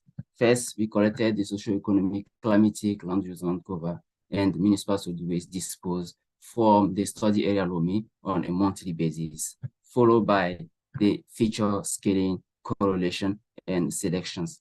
Then the models such as LSTNet, convolutional neural network, LSTM, hybrid convolutional neural network, and LSTM were implemented under Python programming language. Finally, the model were evaluated through the metric evaluation, and the results were interpreted through the feature influence with the integrated gradient components. We presented here the time series data collected on monthly basis from 2018 to 2022. composed of the municipal solid waste disposed at the landfill center, the climatic data such as temperature, wind speed, precipitation, and humidity. Then we also collected the socioeconomic data composed of the number of households and institutions, the electricity consumption. Then the land use, land cover features were collected, such as vegetation build area, water body, and bare lands.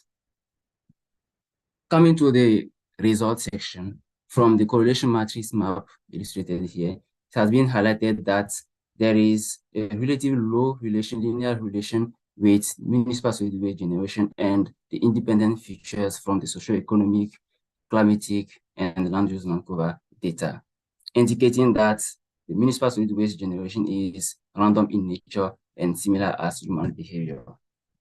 In addition, from the feature selection analysis through the gradient boosting regressor and random forest regressor, we have selected five features such as number of household and institution, built area, mean temperature, water body, and electricity with respect to the threshold value of 0.05. Further, from the model implementation, we have then evaluated them, and we found that the integrated gradient LSTNet model outperform others with the lowest root relative square error and root absolute error value, indicating that the model is able to well capture the feature patterns related to municipal solid waste generation. Aside, we in this picture on the test set in 2022 found that the model show a trend that is more close to the ground data collected of municipal solid waste generation. So from that result, the integrated gradient component was able to highlight or to find 5 key influencing features. And among them, number of household and institution was the highest from the socioeconomic data. The mean relative humidity was the highest from the climatic data, and built area was the highest from the land use land cover data. To sum up, in our study, we found out the integrated gradient LSTNet model outperform other baseline models and show a good ability to learn from the dynamic pattern related to municipal solid waste generation, can be a suitable tool for forecasting of municipal solid waste generation. In addition, the integrated gradient component highlighted 5 key influencing features in the decreased order of number of household and institution, mean relative humidity, electricity consumption, built area, and mean temperature. We come out with few recommendations. First, the adoption of best practice such as reduce, reuse, recycle at the household and institution level, the adoption of appropriate resource and facility proportional to the relative humidity in a given area. And finally, the last not the least, to take into account the settlement expansion on the resource and on the resource and facility allocation. So further, we would like to investigate the influence of future variability on municipal solid waste generation trends. Thanks so much for your attention. Your question and contribution are welcome. Thank you so much for your informative presentation and wish you all the best in your research. Now we have arrived at the 8th presentation of this session. Please join me in welcoming Chipo Mukadi, join us from the South Africa. Chipo will be presenting on the topic of development of waste information system to enhance healthcare waste management practices. He's from the Institute of Waste Management of Southern Africa. Please join me in welcoming Chipo. Chipo, the floor is yours.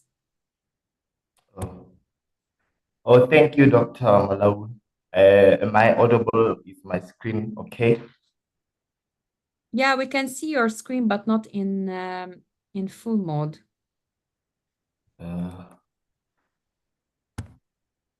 Is it good now? Yeah, perfect now. Thank you. Thank you.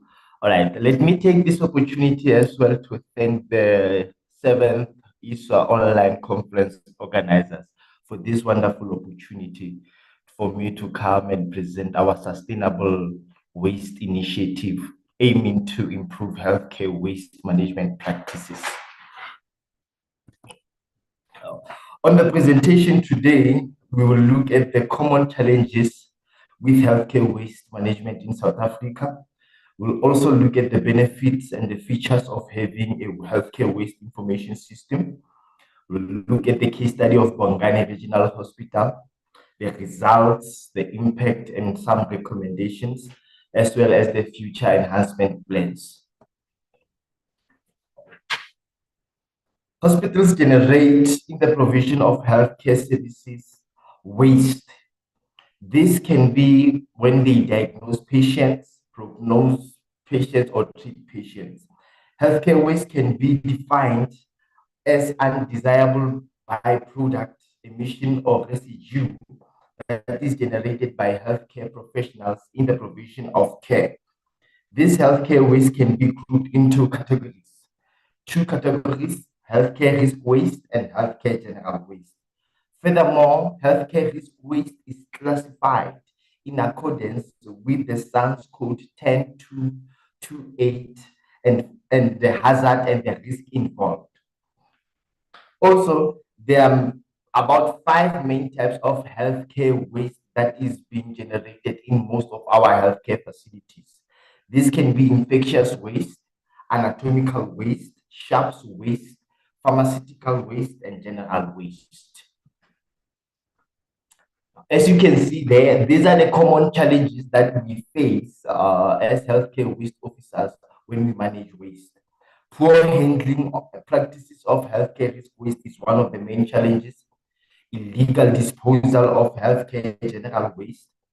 Poor segregation makes it difficult for us to recycle waste if there was a possibility for us to recycle the waste. Some provinces or healthcare facilities still rely on old extractive technology to treat their waste, which is unsustainable, and also brings exposure to untreated waste. Waste information system is a comprehensive platform that streamlines and improves the waste management processes in healthcare facilities. It combines advanced technology, data analysis, and efficient communication channels to ensure safe handling of and disposal of healthcare waste. In South Africa, all health establishments that generate more than 20 kilograms of healthcare waste are compelled by the law to employ environmental health practitioners as healthcare waste officers. Now, these healthcare waste officers will then use the waste information system to advise the hospital management to make informed decisions on matters pertaining healthcare waste, also to drive sustainability through introduction of sustainable waste initiatives such as reusables in theater and donation of textile or linen waste to clothing banks and repurposing thereof. Monitor expenditure waste generation trends per point of generation or per department. Transformation and digital migration from paper-based system into digital-based. The key features of the waste information system in real time. By using iOS and Android-based database collection systems, the healthcare facilities can accurately measure the quantities of waste generated and the type of healthcare waste that is being generated in each and every point of generation. Furthermore, the practices can also be monitored using the system as well. This data can be analyzed to identify the trends, set waste reduction targets, and optimize waste management practices. Furthermore, waste information system provides us with a centralized database that stores all information regarding healthcare waste. So it's like you are having a repository when it comes to matters of waste. This database can be accessed by healthcare professionals, waste management teams, including the public if there is a concern regarding waste issues. Now, here is just to show you the implementation process of waste information system when we implemented the system at the hospital. First of all, the implementation process of waste information system made a provision to promote waste reduction and recycling initiative with healthcare facilities. By providing tools for healthcare sorting, recycling, and repurposing, the system encouraged healthcare staff to adopt sustainable practices and minimize their waste. As you can see, we needed to be very strategic with the implementation of the system, sorting, labeling, and procurement of those color-coded receptacles to ensure that our waste is labeled accordingly. Here is just to show you the acknowledgement and the case study where we started.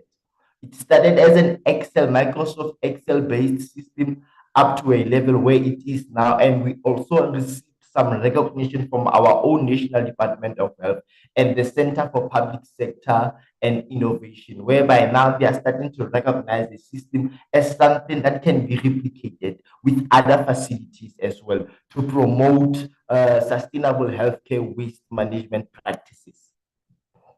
Now here, this is just to show you the reports that are generated by the system. On the left side, where it says the healthcare sorry waste to interrupt you. 1 minute remaining, please. Thank you. I'm almost done. Yes. On the results, that shows how we monitor our healthcare waste practices in our facility. And the aim is to get 100% because if it's 100%, then you are able to maximize your minimization and recycling initiatives from the waste point of view. On the generation side, we are able to go into the finer details to know exactly how much waste is generated per department. Lastly, this is just the future plans for our system as well. We want to now to try to look into medical waste recycling. And we know that some technologies will allow us maybe to look into medical waste recycling and also promote non-ban technologies as well, as also finally replicating the system with other healthcare facilities as well. Thank you. Thank you so much, Chipo, for presenting this great effort, and we wish you all the best in your project. Please stay with us to answer any questions from the audience. Now, ladies and gentlemen, we have reached the final presentation of this session. It is with great pleasure that we welcome our last presenter, Hassania Tululupu Omiani, joining us from Nigeria. We'll be sharing the topic on methodology for physiochemical characterization of solid waste using statistical tools for the optimization of higher calorific value using artificial intelligence models.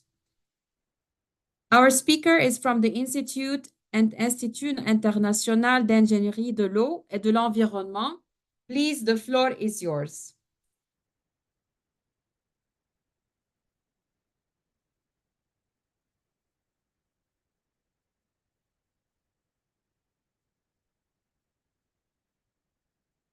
Hassanian, are you with us? Hello, I'm here. Thank you so much. And please, can you open your video and try sharing the screen?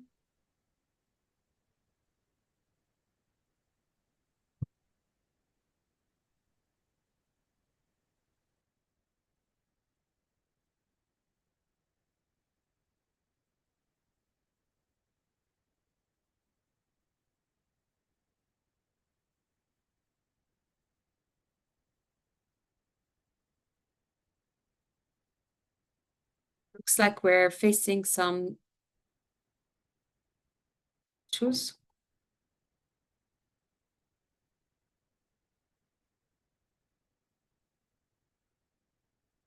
Well, technical issues are all part of an online event experience.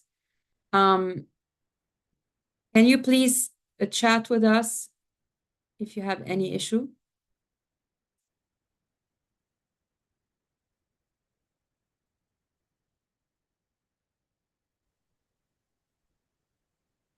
hello.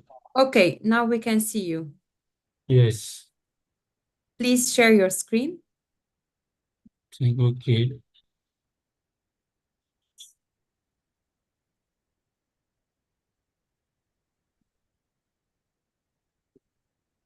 This Perfect. one, I don't know if you see my screen. Yeah, please can you, yeah, perfect. Thank you. Okay, right. Yes. So,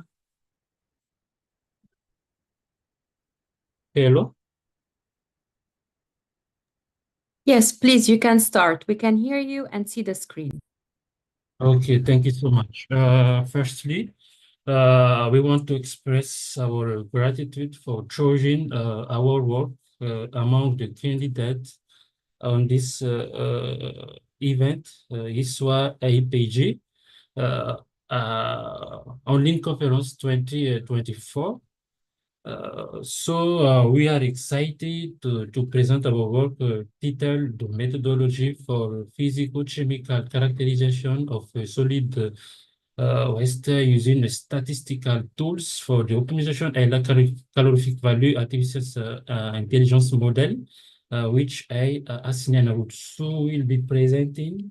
I'm from Madagascar and I have several backgrounds. So I'm doing my PhD candidate at the prestigious International Institute for Water and Environmental Engineering. So let us go to the next slide. In this slide, we talk about of the evolution of the artificial intelligence. Sorry. So if we talk about of this term, this is not a new term. This is a old term. If we talk about of that, we cannot. We must talk about of the John McCarthy. John McCarthy was an American computer scientist and a cognitive scientist, and he was one of the founders of the disciple of the artificial intelligence AI. He co-authored the documents that coined the term artificial intelligence, developed the programming language family Lisp, significantly influenced the design of the language ALGO, popularized term sharing, and invented garbage collection. And then if you see in this slide, this is the process of the evolution of the computer. The computer has become one of the most important tools in world today with its enormous numbers of uses in our life daily. It's hard to imagine life without it, but did you know that the computer is that new?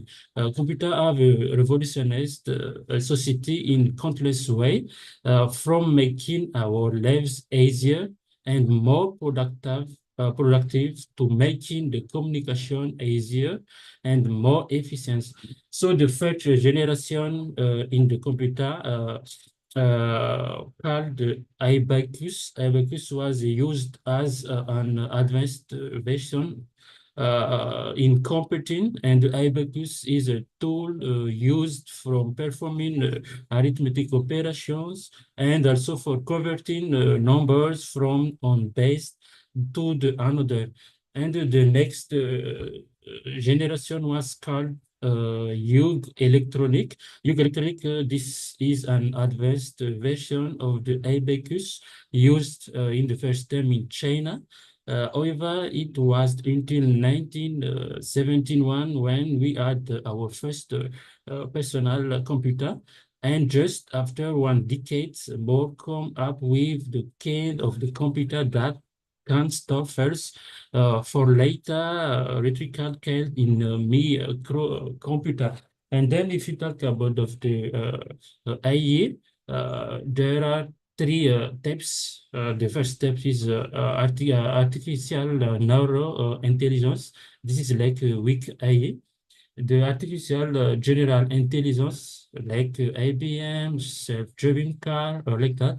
And the next step or phase is the artificial super intelligence, like robot of air to D2. And beyond on this AE, there are analysis of machine learning, deep learning, and natural learning.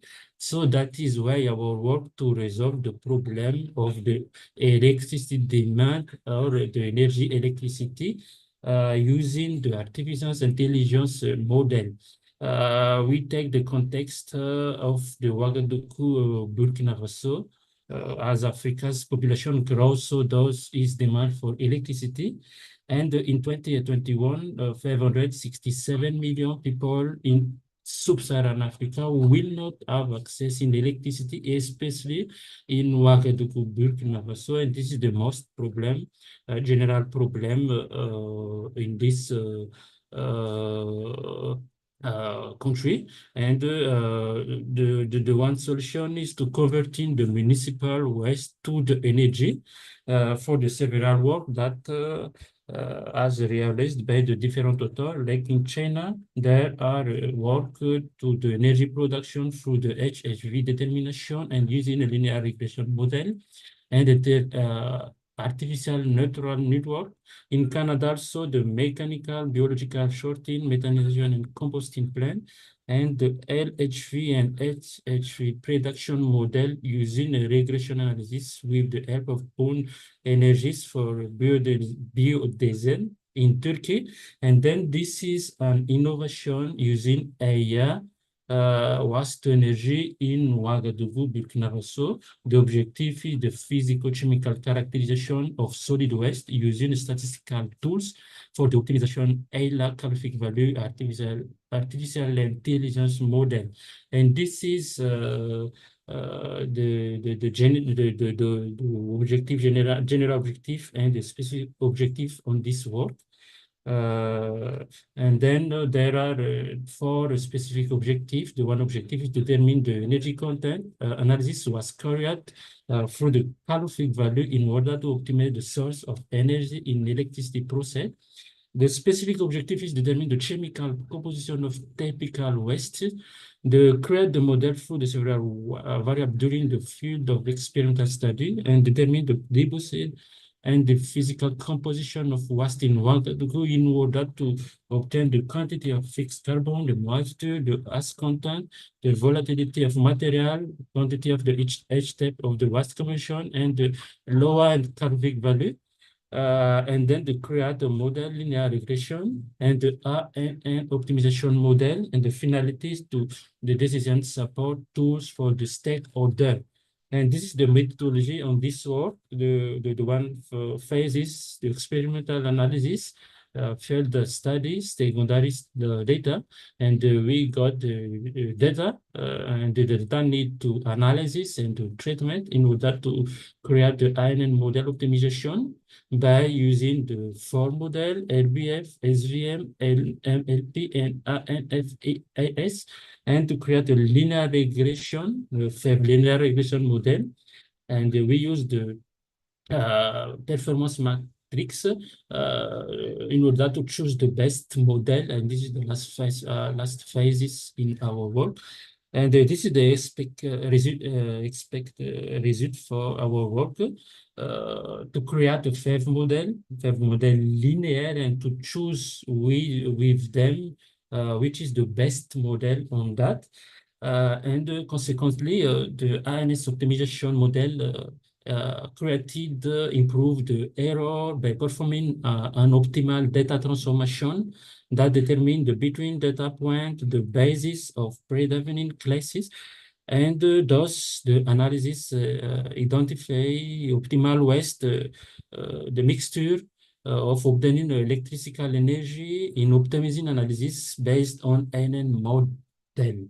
And this is the future work in our study the development of the dynamic optimization framework for the waste reduction based on Python.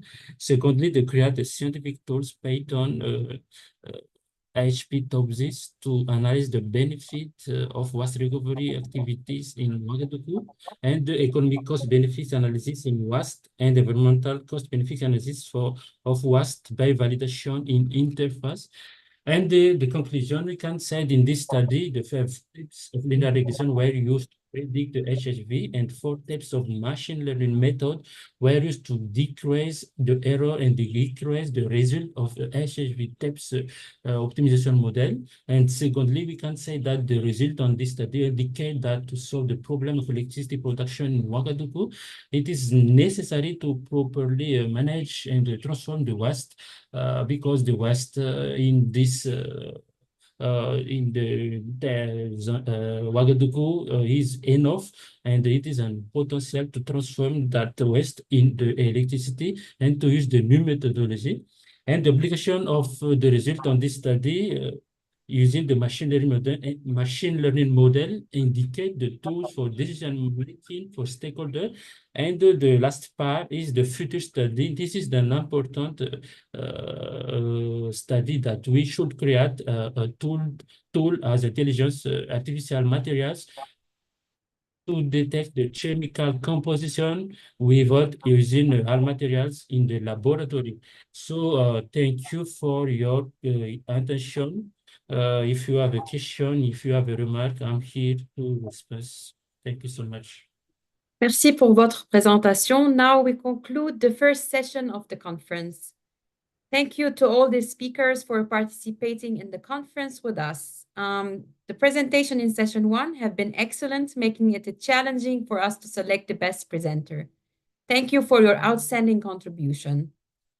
Now we want to proceed to the second session of the conference, and I would like to leave the floor to my colleague, Dr. Aziz Islam, who is the co-chair of the Research and Innovation Working Group, who is going to moderate this session. I would like to welcome Aziz here. Thank you so much, Amani, and thank you all the presenters in session 1. So I enjoyed every presentation, so it was a fantastic session. So hello everyone, my name is Azizul Islam. So I'm the co-chair of the Research and Innovation Working Group and working as an assistant professor of instruction at the University of Texas at Arlington in USA. I'm going to moderate this session. Welcome everyone. We are about to start the second session of the abstract competition with the theme Waste Management and Circular Economy. We are very lucky to be joined by 9 speakers. Please remember to submit your questions through the chat and include your name and state. The speakers will answer you through the chat panel. Please, we ask all speakers to pay attention to the chat box and answer their respective questions. So now I would like to welcome our first presenter, Tanya Mehtasmiko from Thailand. Tanya will present her abstract on the evaluation of life cycle greenhouse gas emissions of municipal solid waste management in Bangkok. Tanya is from Can you see my screen? University. Sorry. Yes, we can see your screen. So Tanya, the floor is yours. Thank you. So hello everyone, my name is Tanya Mehtasmiko, a student from Kasasat University. And today I'm talking about evaluation of life cycle greenhouse gas emission of municipal solid waste management in Bangkok. So we should have some knowledge about Bangkok first. Bangkok is the capital city of Thailand, has nearly 10 million populations and generating around 10,000 tons of waste daily. And Bangkok local government BMA plans to reduce landfilling with incineration and MBT, as you can see from the diagram. And this study aims to determine greenhouse gas emission in business as usual and BMA plan scenarios for comparative analysis. So my methodology follows the 2006 IPCC guidelines and also 2019 IPCC refinement, combining with life cycle assessment. So it means that all activities is covered from transportation to the disposal site. As you can see here that is calculated in the section. Like the first one is transportation here, and composting, MBT, incineration, and also landfilling. And at each section, the amount of waste and the energy consumption and also waste utilization as an offset is the important data for this assessment. The key results you can see from the table 1. The BAU and BMA plan have different emission, and both of them have the main emission in the landfilling section. And the key factor include the amount of municipal solid waste managed and the shift of the disposal method and also the use of EV trucks for transportation in the BMA plan. And BAU and BMA plan scenarios differ significantly in emissions around 35%. And implementation of BMA plan could potentially lead a reduction in greenhouse gas emission by around 0.76 million ton carbon dioxide equivalent per year. And on the figure 1, you can see that the main emission in both scenarios are from landfilling, highlighting the alignment with BMA plan's objective to decrease the landfill reliance to the adoption of MBT and incineration. And there has been a shift in the proportion of method used, reducing the landfilling from 70% to just only 45%, with the incineration accounting around 20% and MBT for around 13%. So it means that the recalibrated greenhouse gas emission potential has decreased from around 600 to 500 kilo carbon dioxide equivalent ton per ton. So there are 3 key factors. The first one is the amount of waste, and the second one is the disposal method, and the third one is the global warming potential. The amount of waste of BMA plan, it aims to reduce around 20%, and the disposal method, landfilling represents the disposal method with the highest potential emission among all the method in this study, primarily due to the methane gas released during biodegradation. And the global warming potential at each disposal method emits varying types of and volumes of gases, resulting in different carbon dioxide equivalent values. And all of the data and information in this study is based on the practical insight, which means that it comes from the operational data from each sector in Bangkok. So the majority of data concerning the amount of waste at each disposal site, the energy consumption, and also the management information is from the practical application. And also there still has been some limited data that we cannot access, and it's referred on the academic research. But there's still some improvement for Bangkok to reduce the greenhouse gas emission in West sector, because the result is shown now is based on the efficiency, the operational efficiency, like recently. But in the future, is if the efficiency can be improved, so it means that the reduction of greenhouse gas emission also can be improved too. And that's all of my presentation. Thank you. Thank you so much, Tanya.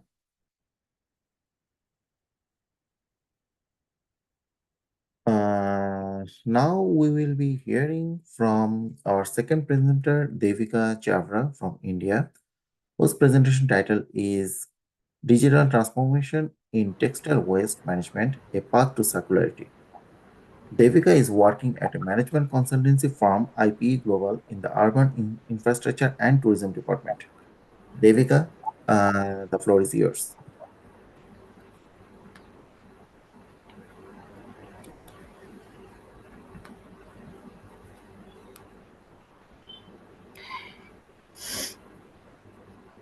Can you please share the screen again? Yeah, just a second. Yeah, sure. Take your time.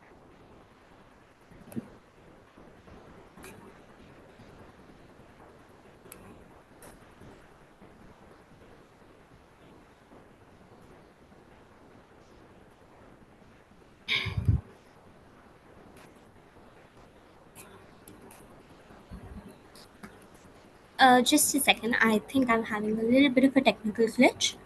I will just stop sharing and share again. All right, no worries.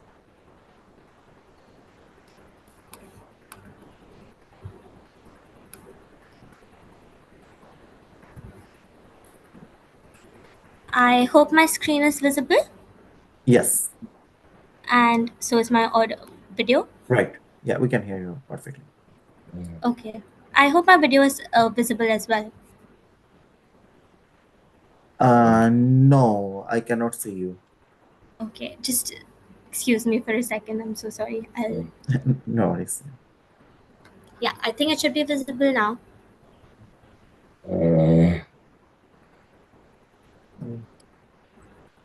Um, no, sorry, I cannot see your video. All right, I'll just continue then. All right, yeah, no worries. Yeah. Please continue.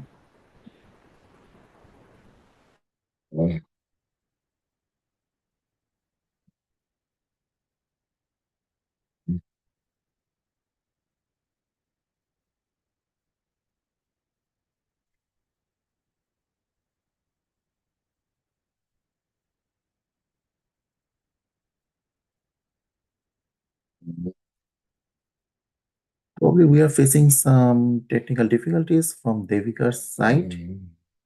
We can move to the next speaker until she prepare her settings. Right. So let's move to the next speaker. So our next speaker is Alessio Casanoli. So from Italy. So it's a pleasure to introduce him. So Alessio will be discussing the topic, the waste to methanol process for the waste management decarbonization, a life cycle assessment. So Alessio is from University of Pisa. Alessio, the floor is yours. Thank you for the introduction. I'm trying to, okay, can you see my screen? Not really. So I can only see the title of your presentation. Okay. YPG 2024, yeah. Not the presentation. Now you can see that? No. Okay. Wait a moment, I'll try again.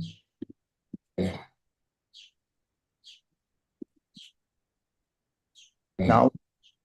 Yes, now. Perfect. It's visible, yeah. Okay. So, okay, this presentation is about the waste-to-methanol process as a potential technology for the waste management decarbonization. And this technology have been analyzed through a life cycle assessment.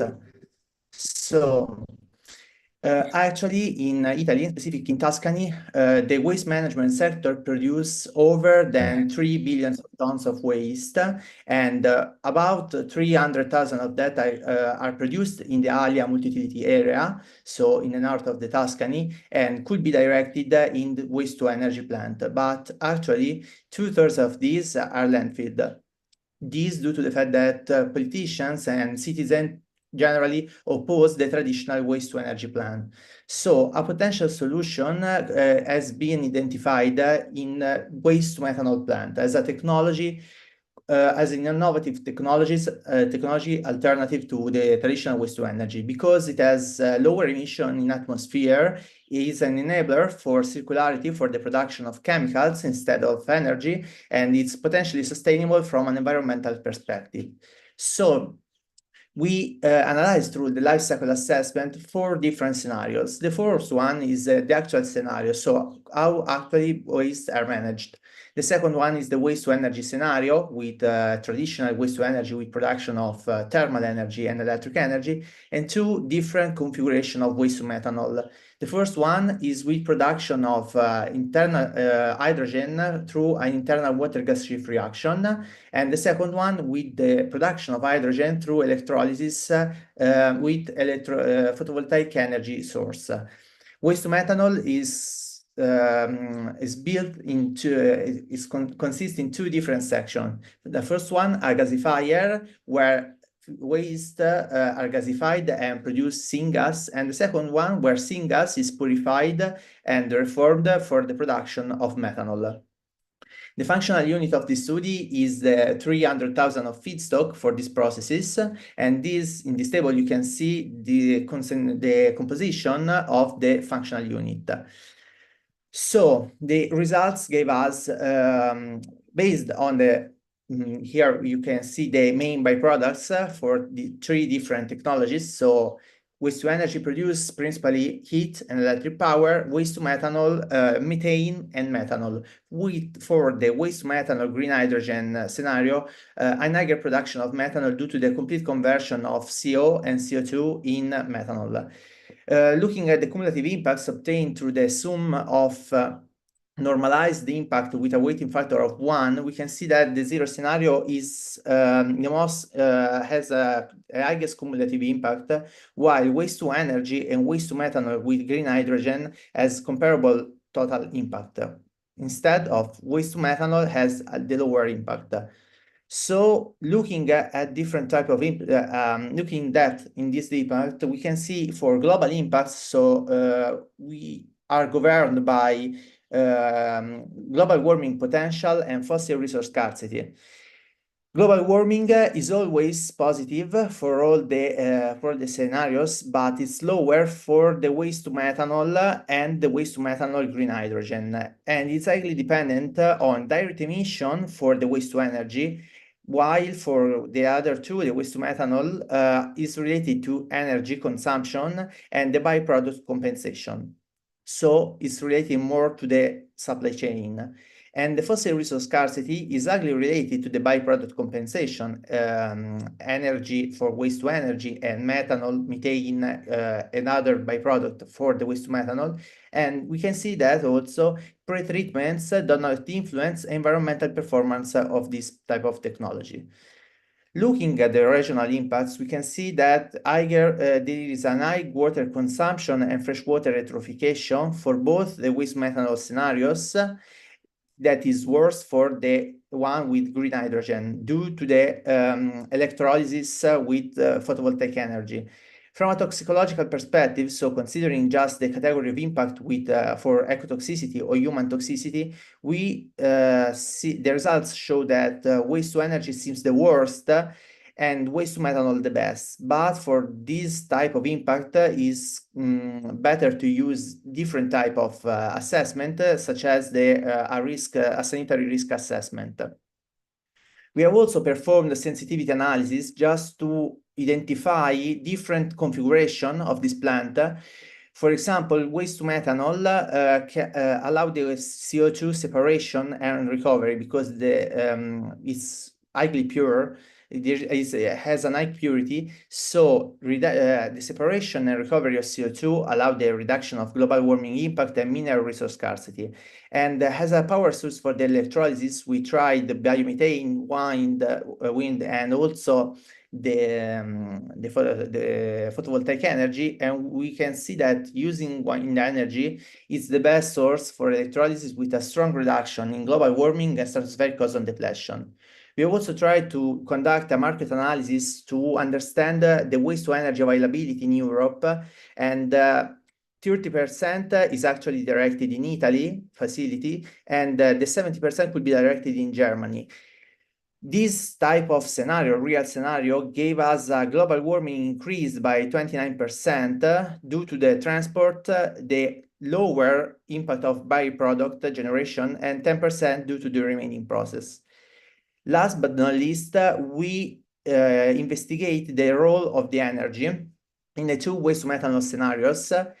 And for cumulative impacts, we can see that global the energy does not influence so much the results, because waste to methanol is better for in looking to cumulative impact than waste-to-methanol with green hydrogen. But looking at global warming is interesting because we can see that in Germany, different type of energy mix, waste-to-methanol with green hydrogen are more or less comparable. And in France, where is dominated by low carbon energy due to the nuclear fission, nuclear energy, we can see that it could be stated as an effective carbon negative process.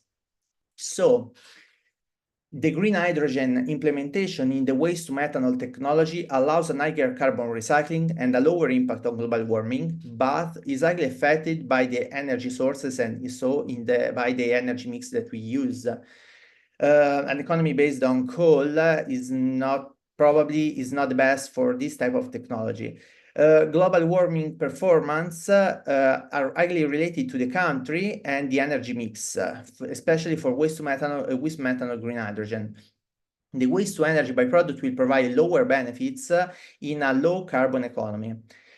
Comparing global and local impact, we can see that globally waste-to-methanol has better performance due to the reduction in global warming and in improvement in circularity of resources. But looking at local impact, waste-to-energy performs better, except for toxicity categories.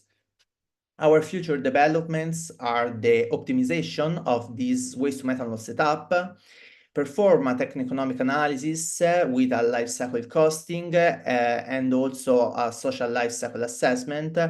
And we want to try to understand the feasibility of this technology and their effect in if they are included in a waste management plan, applying the life cycle assessment tool in the whole waste management plant, understanding the change in that this facility can provide in a extended territory as Tuscany, a region of the Italy. Thank you so much for your attention. Thank you so much, Elisa, for your excellent presentation. Let's go back to our previous speaker, Devika. I can see your video now. So, Devika, can you, sorry for the interruption. So, can you please share your screen again?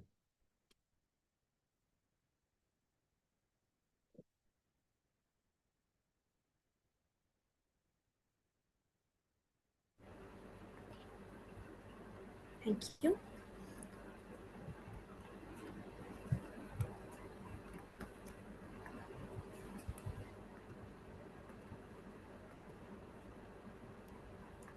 I hope my screen is visible now.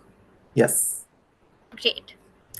Thank you so much for the introduction and apologies for the technical glitches. Well, good afternoon, everyone.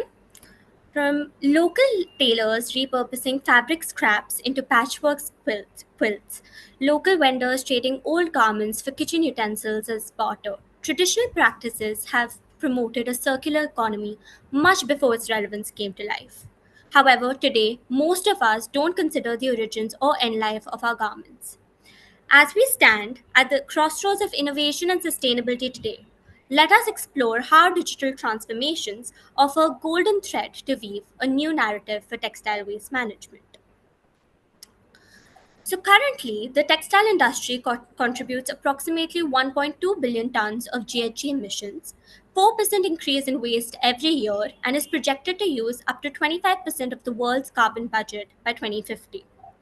The gaps identified in the management of textiles, of course, include lack of source segregation, insufficient incentives, as we have for probably plastics, as we've created an ecosystem for plastics, extensive use of mixed fiber blends that complicate sorting and recovery of textile waste, limited digitalization, infrastructure for digitalization, and requirement for skilled workforce, lack of standardization across the value chain.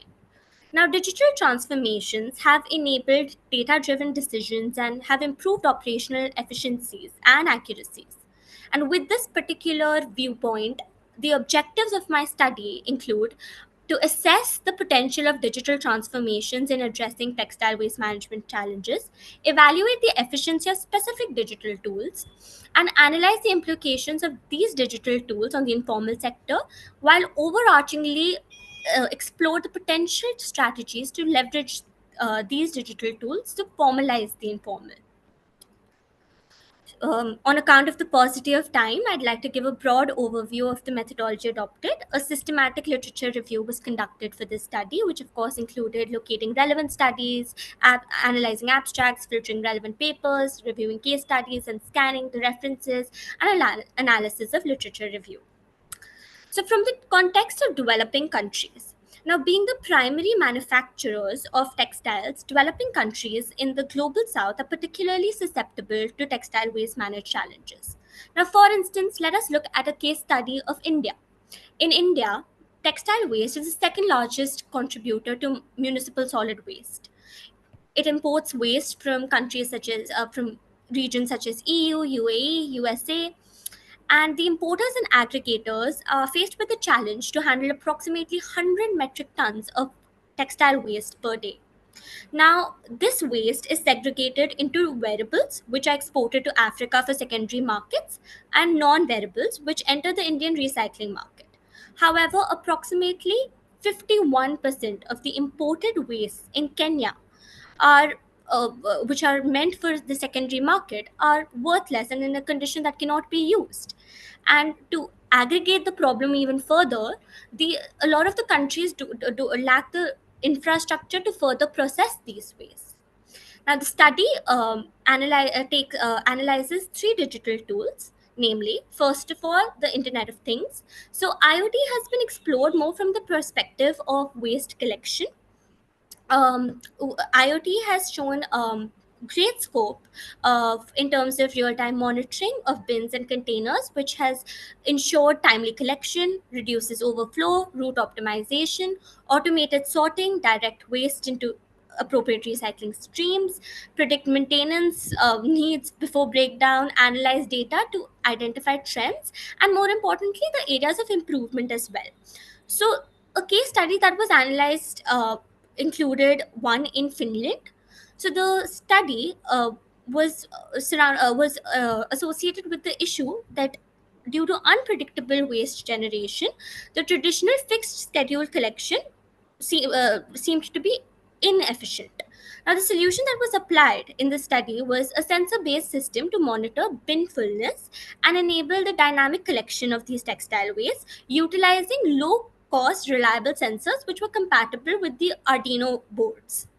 Now, this study resulted in operating costs reducing by over 7%, CO2 emissions by over 10%, improved collection with shorter travel distances, and fewer collection stops. The limitations, of course, were the seasonality of people's behavior in disposing textiles, lack of pilot projects, lack of viable sensors. Further, blockchain technology was explored as another digital tool. Now, we know that blockchain technology includes distributed ledger technology and smart contracts, which run when predefined conditions are met. So now these tools had some key applications in terms of tracking the journey of a textile across its supply chain from production to disposal, enhancing security by providing tamper-proof data, streamlined data management, allows for real-time data sharing, and verification of recycled materials to prevent fraudulent claims, store information for digital product passports, regulatory compliance, and of course, there are many key advantages which include reliable and consistent data collection and information storage, data synchronization, and most importantly, of course, the traceability and transparency across the value chain of a textile. Moving on to artificial intelligence, I think we all know how AI has taken the world by storm and its capabilities to drive systematic change. However, in the particular aspect of textile waste, AI has the potential to assist in waste classification, automated sorting, monitoring the recycling processes for errors, and measuring and tracking waste. The case studies that were observed for this particular intervention included FiberSort, which is a textile sorting machine that identifies and separates waste on the basis of fiber composition and color properties, and a smart garment sorting system, which was implemented by the Hong Kong Research Institution for Textiles and Apparels and H&M Foundation, which utilizes spectroscopy and image analysis for sorting. Now, in particular terms of sorting, artificial intelligence has played a pivotal role in reducing operational costs, increasing recycling efficiency. However, it has its own limitations, such as the requirement of large and consistent data sets, which is another challenge, mixed fiber compositions, amongst many others. Now, the study also explores the implications of digital transformations on the informal sector. Now, the main question that we hope to achieve or address in this particular aspect is that how can we make sure that the informal workers are not left behind but rather integrated into this new system. So the challenges and opportunities have been mapped out, and the potential strategies include training and capacity building, integration into digital systems, and financial inclusion and support through the study. Now, the SWOT analysis from the study showcased the strengths as follows: enhanced efficiency in waste collection, improved traceability and transparency, data-driven decision making, enhanced data collection for better policy and urban planning, increased scalability and adaptability. Weaknesses, of course, included high implementation costs, requirement for skilled labor, potential incompatibility with existing informal waste systems, and resistance from traditional waste management stakeholders, limited digital infrastructure and security concerns, exclusion of the informal sectors as mentioned before. And the opportunities, of course, are to create employment opportunities in a new market, adopt innovative business models, improve public health, and create a global standard. And the threats, of course, are that the rapid technological changes can make the systems obsolete, cybersecurity, employment, and regulatory challenges. Now, to conclude, digital transformations are inevitable for an evolving world, especially given the huge quantum of waste we expect. The subject of the matter is how can we create an enabling environment or ecosystem for these digital transformations across the textile waste management chain. The path that has been mapped out through the study includes reinforcing EPR, especially for textile waste, creating more digital ecosystems to provide market linkages and promote circularity, innovate and implement strategies to effectively integrate the informal sector, promote investments in digital infrastructure, and of course, policies to support more industry-wide adoption and facilitate more pilot projects for scalability of these technologies. The path to circularity is before us. It is time we tailor our actions to fit this vision. And with this, I would like to conclude my slide and would be very happy to take up any questions that you may have. Thank you so much, Devika, to be part virtually for our online conference. So excellent presentation. So now we'll move to the next presentation. Please join me in welcoming our fourth presenter, Saufafon Sauda-Chan, so from Austria. So I apologize for my wrong pronunciation. So Saufafon will be sharing her research on the topic circular solutions, the role of digital product passports in advancing reuse and repair efforts for e-waste management. So Saufafon is from the Institute of Waste Management and Circularity from Boku University. So Saufafon, please, the floor is yours. Yes. Can you see my screen? And can you hear me properly? Yes. Okay, that's great. Maybe I make it to the presentation mode. Yes. Thank you very much for the introduction, and hi everybody. And thank you, Devika, for giving the presentation, because it complements a lot to my presentation now to give like really nice background. My aim today for this presentation is actually to raise the interest for the reuse and repair sectors, and in terms of the e-waste management and how this digital product passport can help into boosting these sectors. Before we get into detail, I would like to give you a brief introduction about the global e-waste situation at the moment. So in 2022, about 62 million tons of e-waste were generated, and which is approximately about 7.8 kilograms per capita per year. And sadly, only 20% of this has been documented as formal collected and recycled in environmentally sound manners. And on the right side of my presentation, you can also see that how many different regions have different generation rates, and then on there also formal collected percentage. As you can see also in Asia and Africa, the generation rate is much lower than in the European side.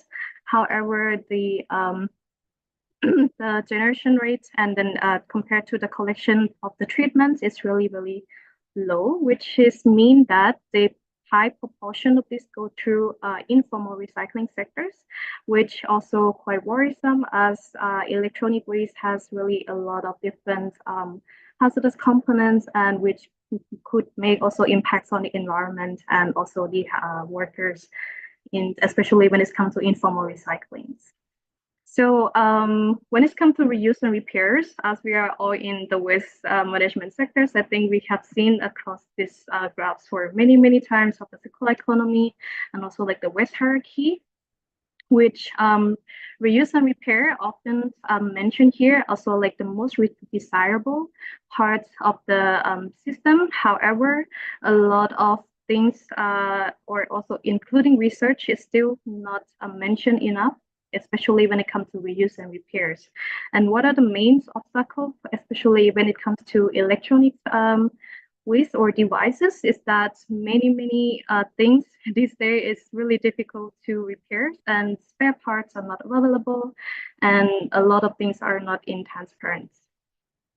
So when looking at the legalization or the local legal aspects, so as the moment that I'm speaking now, so now we have the ESPR, which is the Eco-Design for Sustainable Product Regulation, came into force, I think about 10 days ago, as the commitment updated for the Eco-Design Directive back in 2009.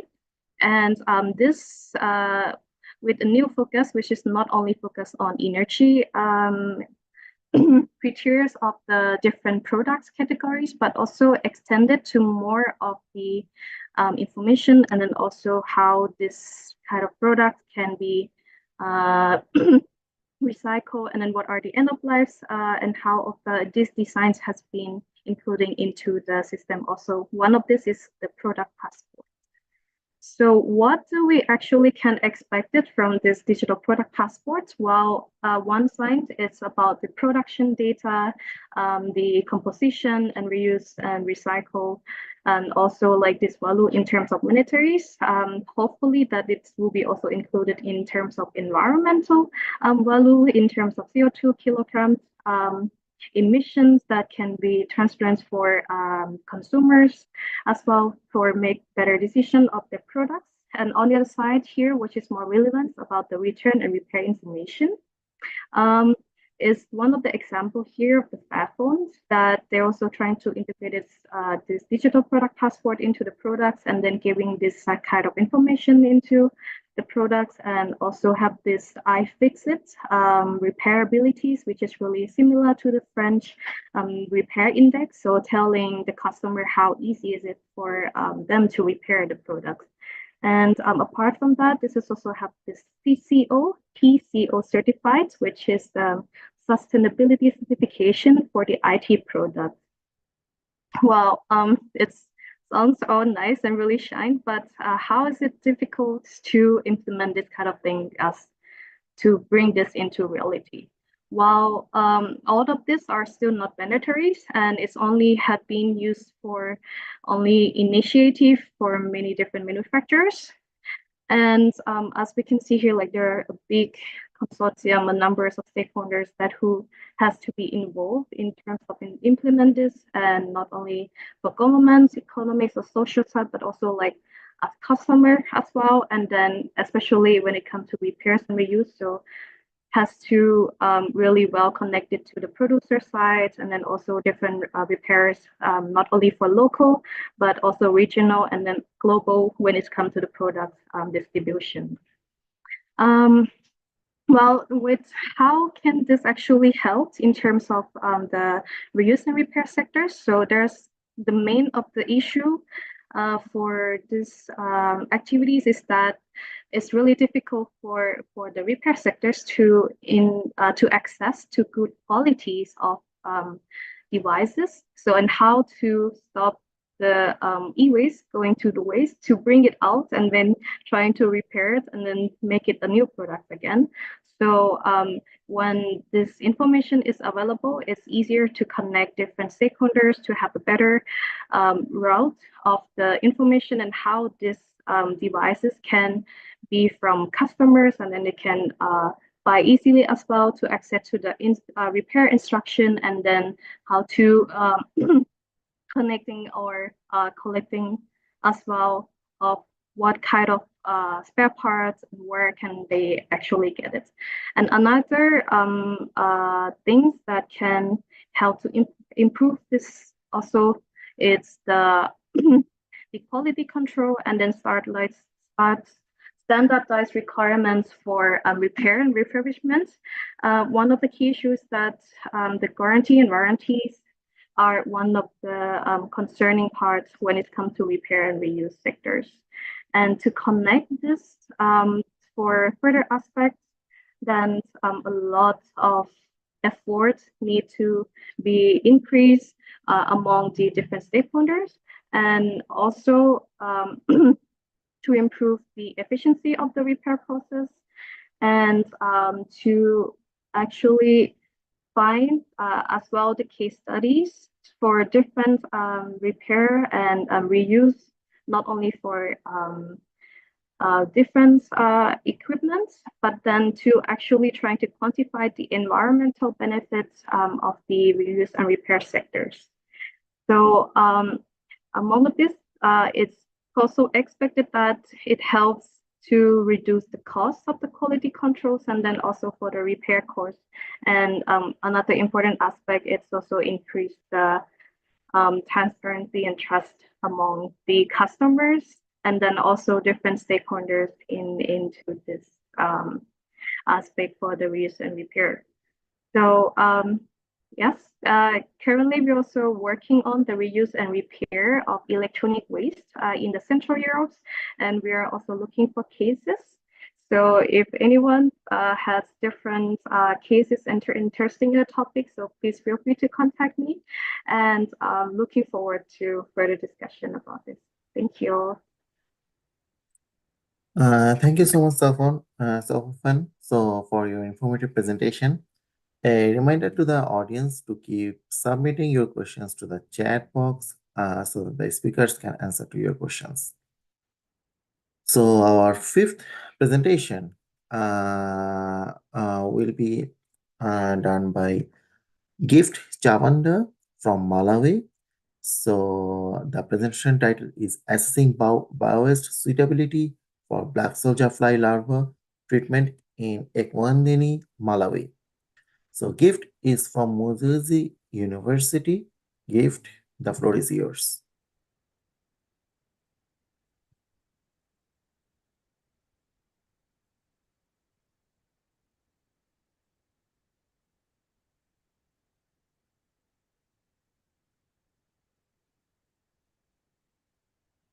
We can see your screen. So can you put it in a full screen view?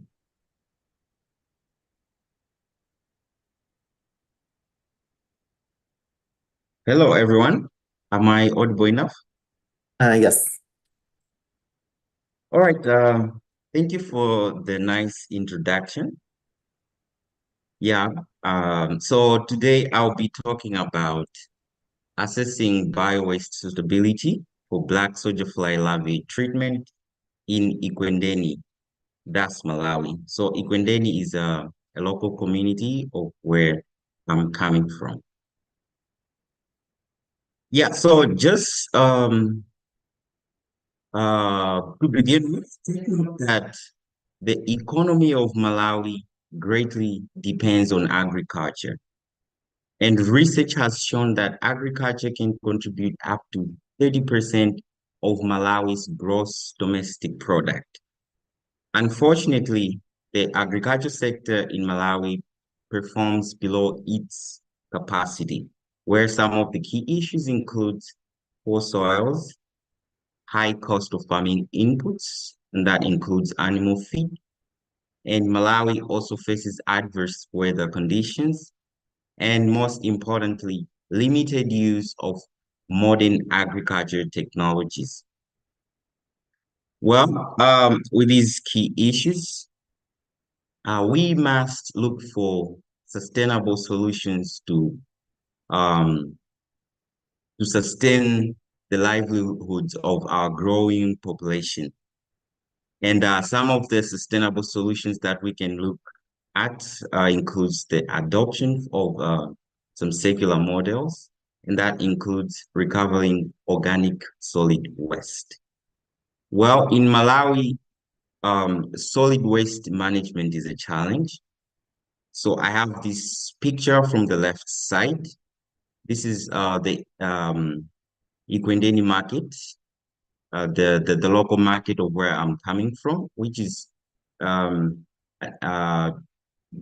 showing an evidence of this solid waste management challenges here in Malawi.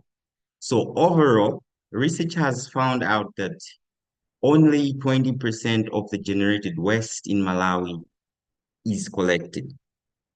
And 2/3 of the waste is organic, yet it remains unutilized.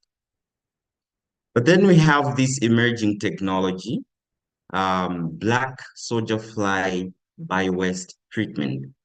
This is a promising technology that we can use to produce products like livestock feed from larvae, from its larvae stage. And we can also produce grass, which we can use as organic fertilizer, just to solve some of the key issues that I just mentioned earlier. But then the success of this whole technology depends on bio-waste availability and suitability. So this is just a summary of the whole black soldier fly larvae conversion process, where we have this black soldier fly larvae conversion unit that is being supplied by this nursery. So the nursery is the source of young larvae that can be used in the black soldier fly larvae conversion unit, where the larvae is actively working on different organic substrates to produce these different products. So we can produce fresh larvae that can be processed in different forms, like dried larvae. We can have larvae meal. We can also extract larvae oil. At the end of this whole process, we can have grass that, as I said earlier, we can use as organic fertilizer. But then you will see that for this whole process to be possible, we need to source substrates, not just any substrates, but suitable substrates. Hence, we did this research to assess the bio-waste availability and suitability of the black soldier fly larvae treatment in Ikwendeni, and specifically to identify and categorize the available bio-waste. Also, to assess the processing and financial feasibility aspects of each and every type of black soldier fly treatment. So for us to do this, we adopted these methods. So for us to identify the waste substrates, we conducted focus group interviews and observations. That is to evaluate the substrate availability. Also, we analyzed the suitability of the identified waste. So we followed this criterion. We categorized the attributes into processing and financial attributes. And later, we scored these attributes on a scale of 1 to 5, where 1 means least suitable and 5 means the highest suitable. Well, the highlights of the findings are revealed that the common bio-waste that were available in Ikwendeni includes vegetable and fruit and vegetable waste, rumen content, kitchen and food waste, which we also identified to be generated in higher amounts comparing to the other substrates. And looking at the processing attributes, we summed up, we scored these attributes. So we had like season variability, pre-treatment requirement, water content. We also scored the safety of the bio-waste. So these are the scores, and these are the description of the scores inside the table. But the important thing here is this column, the sum of scores. So we summed up the scores where we found out that fruit and vegetable waste had the highest sum of scores, which means that it had the highest processing suitability. Similar trend, we also observed similar trends on the financial feasibility attribute, where fruit and vegetable waste. Just a quick reminder, just one more minute remaining. Okay. All right, thank you. Fruit and vegetable waste, we also identified that it had the highest sum of scores, which also meant that it had highest financial suitability. So we can conclude that bio-waste that are common in Equindeni includes food waste, slaughterhouse waste, and fruit and vegetable waste, but they are produced in less quantities. And fruit and vegetable waste are most suitable for operation due to their favorable processing and financial attributes. And we can also say that capturing suitable bio-waste generated in Equindeni could enable for operation of just a small BSFL treatment facility. And improving less suitable substrates and assessing nearby towns could reveal the feasibility of at least a larger BSFL treatment facility. Well, with these remarks, I'll say thank you for your attention. Thank you so much, Gif, for your excellent presentation. Ladies and gentlemen, we have now reached the 6th presentation of this session. Please join me in welcoming Ana Maria Castro from Brazil. Ana Maria will be presenting on the topic of waste pickers' contribution to a just transition to the circular economy in North America. Ana is from Sao Paulo School of Engineering, University of Sao Paulo. So Ana, please, the floor is yours. Thank you, Aziz. Can you see my screen? Yes, I can. We can see your screen. Okay. So, hello, everybody. My name is Ana. I am a PhD student from Brazil, and today I will present my research about the waste pickers' contribution to the just transition to the circular economy in North America. To introduce the subject, I want to start saying how waste pickers are important. They work collecting and sorting recyclables, and they do this on the streets, in dump sites, in public bins, events, everywhere. And doing this, they combat plastic pollution at the same time, they contribute to the circular economy. But besides their importance, these workers are not properly recognized, respected, remunerated, and integrated into waste management systems. And most of them still work in inadequate conditions and exposed to health risks. So a possible solution to this issue would be their integration into waste management systems towards a just transition to the circular economy. Studying this subject, I found two research gaps. The first one is the lack of research about waste pickers integration in the global north. And the other one is that many research and policies about circular economy are focused on on economic and environmental aspects. And most of them do not include social aspects. For example, the waste workers, including waste pickers. So we decided to do a case study in the North America Waste Pickers Association, NAPA, which is currently comprised of 5 grassroots organizations situated in Canada and the United States, as you can see in this map. Our objective with this research was to assess the contribution of these 5 organizations to the just transition to the circular economy in North America.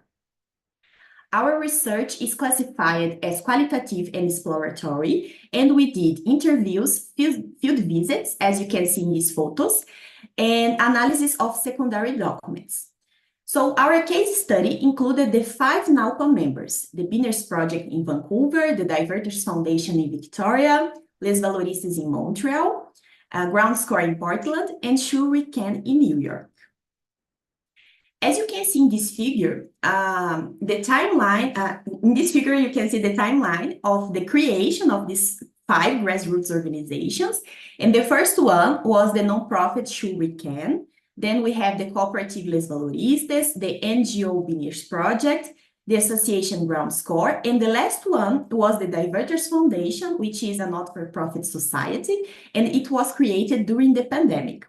And last year, the NALPA members had their first exchange. So they traveled to New York to get together, know each other in person, and share knowledge. And what these 5 groups have in common? In all of them, the waste pickers, they collect refundable containers included in bottle bills, which are EPR systems focused on beverage containers, cans, and bottles. Other thing they have in common is that they bring waste pickers together and promote collective actions, but each worker are still free to continue as autonomous on the streets, and then they can come and join some activities. So there is a flexibility. Other thing they have in common is that they do advocacy for waste pickers and the circular economy, and they also create new job opportunities, resulting in more income for waste pickers. So, for example, 3 of these organizations, they operate bottle depots, which is an essential part of the EPR system because it's the place where people go to deliver the containers and receive the refund. But in these depots operated by these organizations, they are different from the others, the traditional, because they are inclusive. They try to make waste pickers feel welcome, and they promote some job opportunities inside the depots in the operations. Other example, we found in 3 organizations, they are hired by event organizers to go to events and promote some service, for example, sorting and awareness. And other example was found in Groundscore Association, where the city of Portland paid the association to do the tent-side waste collection in homeless camps. And after the cleaning service, they collect the textile materials from tents, and they do a reuse program with this material, generating more income for waste pickers. So here I separate the impacts of these organizations to show you how they contribute both to circularity and to the just transition, but it's important to highlight that it's connected, okay? So one important thing is that all of them, they are recovering materials that were mixed or it was in the wrong place. For example, in parks, in beaches, and in public being mixed with organics. So these waste pickers are combating pollution, and at the same time, they are recovering materials from this place, and they are increasing recycling rates, contributing to gaps in the EPR systems. Besides that, 3 of them operate bottle depots in an inclusive way, and it's a great example of how operate this space in a way that people feel welcome. And other example is the reuse of tents that the Groundscore Association do in Portland. And it's a great example of reuse, which is a previous step in the waste hierarchy. So we should always try to prioritize reuse before recycling. So this is a great example too of a contribution to the circular economy. And regarding just transition, we see that all the activities of advocacy and awareness, they result in better relationship between the waste pickers and the local community. And this result in more acceptance, respect, dignity, more access to waste and job opportunities, and also have an impact in the income of these waste pickers, improving their livelihoods. So in conclusion, these 5 grassroots organizations, they contribute to the just transition to the circular economy, especially because they integrate waste speakers into the group and also into the community. They are filling gaps in waste management. But despite great advances along the year, they still face challenges, especially to get funding and visibility. And we conclude that there is room for more collaboration between stakeholders, especially with producers, boosting this integration, and this would help them to meet EPR goals and generate income for waste speakers at the same time. So that's it. Thank you for your attention. Thank you so much, Ana Maria, for your very informative presentation. We have now reached the 7th presentation of this session. Please join me in welcoming Miriam Gronholz from Switzerland. So Miriam will be presenting on the topic of benefits of solid waste management for climate change mitigation, a circular economy solution for Ghazipur, Bangladesh. Miriam is from Nadel Global Corporation and Sustainable Development. Miriam, the floor is yours. Yeah, thank you so much. Can you hear me and see the slides? Yes. Excellent. So, welcome to my presentation of my research about the benefits of solid waste management for climate change mitigation in Bangladesh. This research is actually the conclusion of a 1-year stay with the Swiss Red Cross in Bangladesh, where I was working on solid waste management. I will start by presenting the theory underlying this research, introduce the methods, present the results, and then end with the conclusion and some recommendations. So, we keep talking about circular economy, especially today. But why is circular economy so important? Because a lot of greenhouse gas emissions are produced when we do not eliminate waste, when we do not circulate products, and when we do not start regenerating our nature.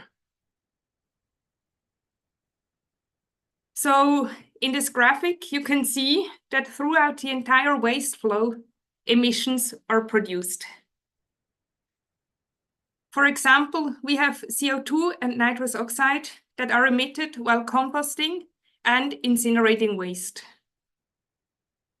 We have black carbon, a short-lived climate pollutant, which is about 1,000 times more damaging than CO2, which is mainly emitted while transporting or openly burning waste. And we have methane that is produced while openly dumping waste, on open dump sites and on landfills. But we also see that a lot of these emissions can be saved when non-organic waste is recycled or when organic waste is composted. I studied a case in Ghazipur, Bangladesh, to assess the effectiveness of different waste treatment methods for the climate.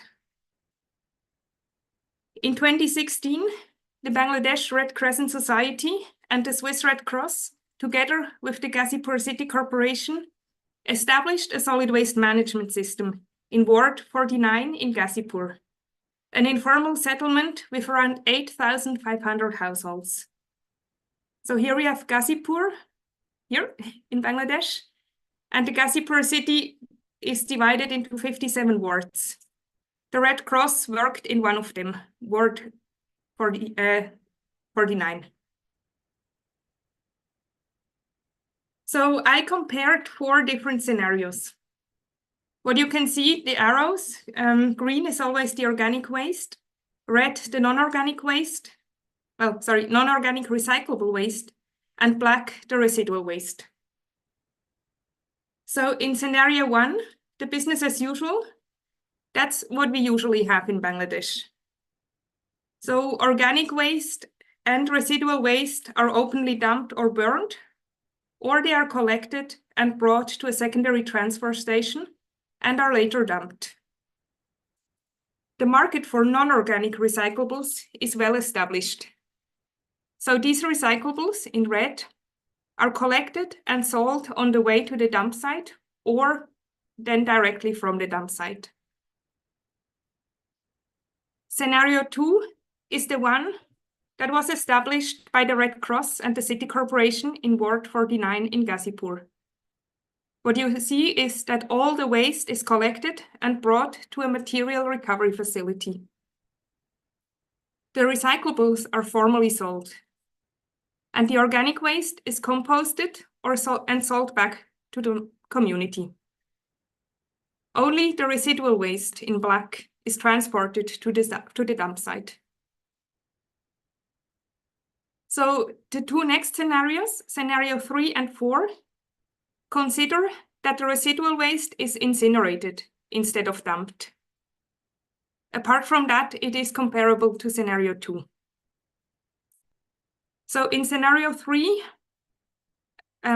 energy recovery is not considered, whereas in scenario 4, energy recovery is considered. So I have used actual project data from this Red Cross project and complemented it with a waste composition study. Also, from the City Corporation, I received information about the fuel consumption of the waste transportation and the landfill management. The waste composition for the business as usual was derived from the literature. Based on this data, I conducted a life cycle analysis using a tool developed by the Institute for Global Environmental Strategy in Japan. I found that in the business as usual scenario, without any intervention, annually 70 kg of CO2 equivalent would be emitted per household in Ward 49. In scenario 2, like the Red Cross project in Ward 49, with the composting and recycling system and no open dumping or burning, full 58% less CO2 equivalent were emitted and 72% less black carbon compared to scenario 1. If the waste from scenario 2 were not dumped but incinerated without energy recovery, which we have in scenario 3, emissions would still remain very high. And sorry? Miriam, sorry to Yes? interrupt you. Just 1 more minute remaining. Oh my gosh, okay. Well, then. Yeah, so what we see basically is that, when we do recycling and composting, emissions are much lower than when we consider energy recovery or the business as usual case. And what I would like to show you is, like, if we scale this up to the entire Ghazipur City Corporation with 2.5 million people, then the annual greenhouse gas emissions would drop from nearly 40,000 tons to 16,000 tons of CO2 equivalent, and from 2,000 tons to 500 kg of black carbon. So we know, or we see, that composting is actually a very simple and easily scalable technology, but it's still not very well established in Bangladesh, as it needs household awareness to segregate the waste, efficient collection and composting facilities, and also some market incentives. Recycling is well established, but the informal sector is still, connected to a lot of social stigma.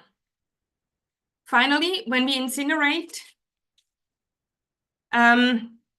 we see that it is actually beneficial, but only if energy is recovered. But it requires that we have sufficient waste with a low moist content, source segregation, and a well-functioning system. So to come to my last slide, what I recommend is that if we really want to contribute with solid waste management to climate change mitigation, we need to consider waste as a resource. So we need to scale up source segregation, composting, and recycling. And we also need to share these best practices with a broader public. And last but not least, we really need to think of waste management as a system, and not only think of it as a technological challenge, but also consider awareness raising and behavior change, policy, and also the financial feasibility. Thank you very much. And I'm most happy to answer your questions. Thank you so much, Miriam, for your fantastic presentation. The eighth presentation will be introduced by Ashpreet Kaur from USA, whose presentation title is Fostering Sustainability, Exploring the Symbiotic City Higher Education Institutions Relationship Based on Zero Waste Practices. Ashpreet is from the School of Natural Resource and Environment, University of Florida, USA. Ashpreet, the floor is yours. Thank you. The world is projected to generate 3.4 billion tons of waste by 2050, with about 33% of this waste not being properly managed. This alarming trend has driven the exploration of a circular economy where nothing is wasted. The concept of zero waste quantifies circularity by defining a system as zero waste when it diverts 90% or more of its waste from landfills and incinerators. However, achieving zero waste presents significant practical challenges. My research seeks to understand how systems can achieve zero waste and the challenges and opportunities they encounter. The objectives include identifying the barriers to achieving zero waste, highlighting opportunities that can facilitate this goal, and gathering expert opinion on the subject. While the literature on sustainability and zero waste is extensive, it's often qualitative and focused on city-level initiatives, neglecting any external factors affecting zero waste programs. Therefore, my research focuses on how higher education institutions can become zero waste, considering both internal and external pressures. Using systems theory as an analytical framework, I categorize factors influencing institutions' zero waste efforts into 3 levels. Micro-level factors arises within institutions. Meso-level factors involve interaction between institutions and other systems. And macro-level factors originate outside institutions. My theoretical lens of institutional theory provided me with some hypotheses to explore my research. Institutional theory suggests that a system changes under external pressure, usually under authoritative pressure called coercive influence. Secondly, when a system wants to fit in the society and do what is normal, it is called normative influence. And third, when the system tries to mimic or copy another successful system to become like it, it is called mimetic influence. Based on this framework, I hypothesized that variables influenced by all 3 levels of the pressures will have the strongest effect on institution ability to achieve zero waste. Additionally, the coercive influence are expected to have stronger effect than the normative or mimetic due to their authoritative nature and potential penalties for non-compliance. To explore these hypotheses, I used a mixed method approach, including a Delphi survey and semi-structured interviews. The Delphi survey was conducted in 3 rounds and involved purposive sampling to invite experts via email and LinkedIn. Experts identified and ranked the barriers and opportunities in achieving zero waste in education institutions. This process identified 7 opportunities and 11 barriers in the 3rd round that reached 70% expert consensus. So these are the top 5 barriers and opportunities that gained consensus: having good relationships, followed by a sustainable purchasing policy to buy sustainable products, having a zero waste policy to hold administration and stakeholders accountable, presence of student bodies focusing on waste reduction programs to force administration to look into their demands, and collaboration with local waste-oriented organizations to promote their circularity of materials in the community. On the barrier side, low compliance with recycling leading to contamination was a major concern. Other barriers included the lack of participation in zero waste programs, insufficient ongoing education and awareness about waste reduction, the absence of full-time employees dedicated to these programs and a general shortage of staff for daily waste collection and recycling tasks. Looking at these top 5, we can see that experts emphasized more on micro-level factors with only one meso-level opportunity focusing on collaboration with external organizations. Now, the question arises, why are these top 5 most important and how do they affect the success of zero waste programs? So a thematic display of the interviews show that state regulations have been a major factor affecting zero waste programs in educational institutions. If a state has waste reduction programs such as better recycling or composting law, these tend to trickle down at the university and college level, who are then forced to follow these laws. Also, when the state prioritizes these laws, they may provide financial support to institutions, enabling their administration to implement zero waste policies. This in turn empowers waste reduction program leaders to enforce zero waste plans and sustainable purchasing policies. These initiatives then help reduce waste, save resources, and lower the costs. On the other hand, if the state regulations are not tight, they may not support or invest in waste reduction programs. This lack of investment can lead to fewer employment opportunities in college waste management sector, as private sector jobs offer better pay. Now, if there are no employees focusing on these programs, then there is no one focusing on education and outreach either.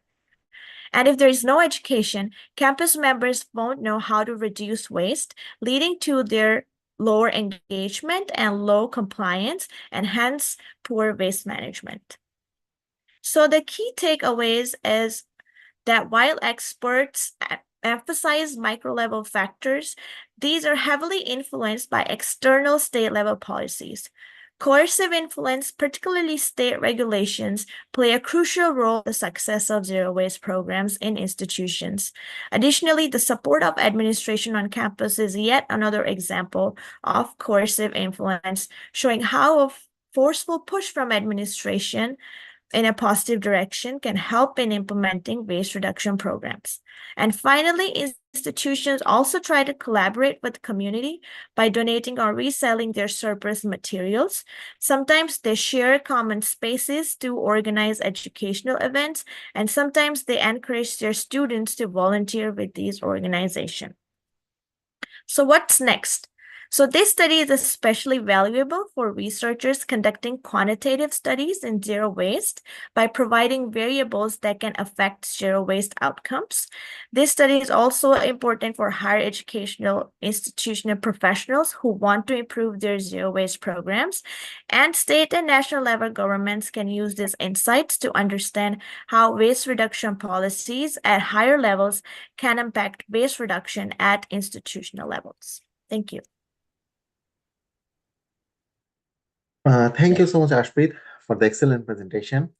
Now, ladies and gentlemen, we have come to the 9th and the last presentation of this session. Let's welcome Isabella Giraldo Almario from Colombia, whose presentation title is Assessment Tool for Municipal Solid Waste Management in Smart Cities, a case study of Cali, Colombia. Isabella is from Universidad Nacional de Colombia, Palmira campus. Isabella, please, the floor is yours. Thank you so much for introducing me. I will be concise in this presentation, but I encourage you to contact me for further information regarding the results and next steps of this research. Solid waste management is both a significant challenge. Give me a second.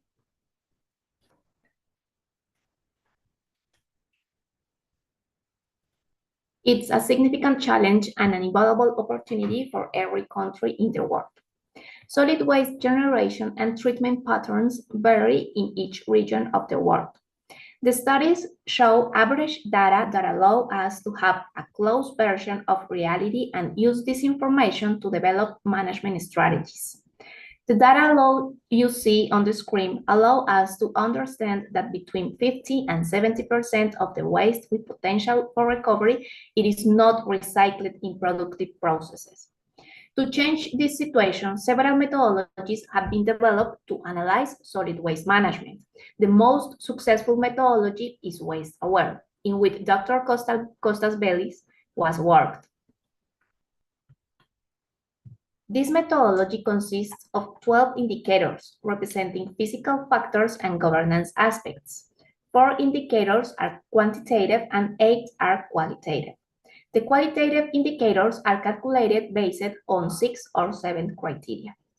This interactive map shows all the 73 experiences in applying the Waste-Aware methodology.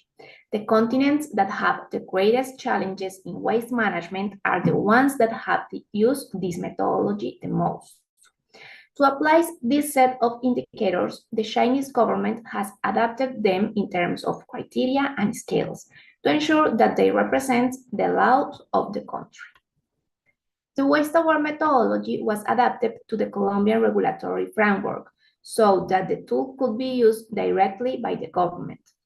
To this aim, an exhaustive review of all current Colombian regulation related to urban solid waste was conducted.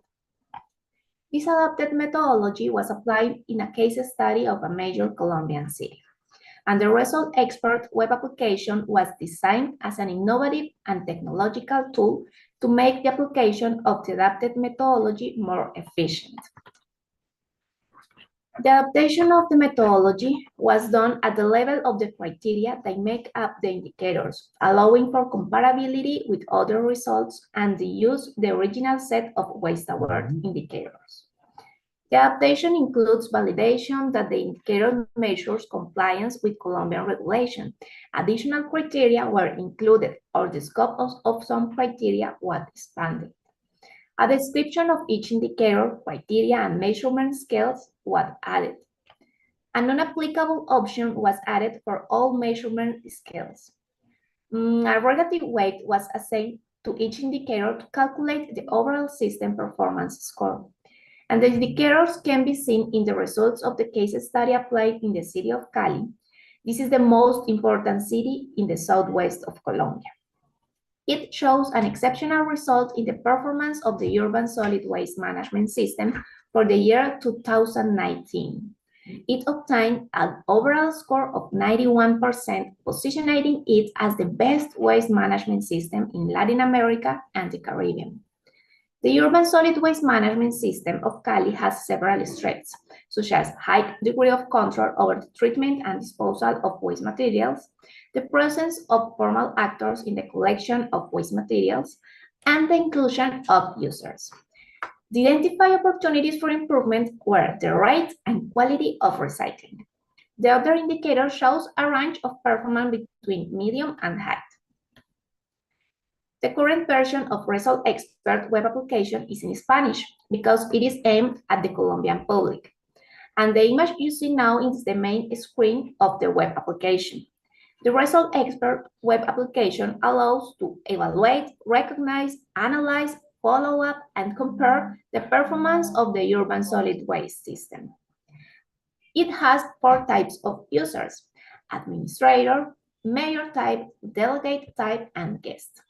The mayor type user is responsible for starting and ending the evaluation of a city. The delegate type user is one who carries out the evaluation in a segmented way according to his functions. Therefore, there can be several users of this type.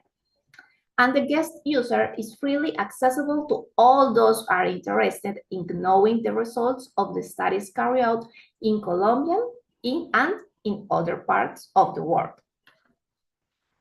The Result Expert has all the necessary advantages to ensure effective urban solid waste management in a Colombian city. For example, it provides a systemic view of the management by consolidating information from all the actors involved.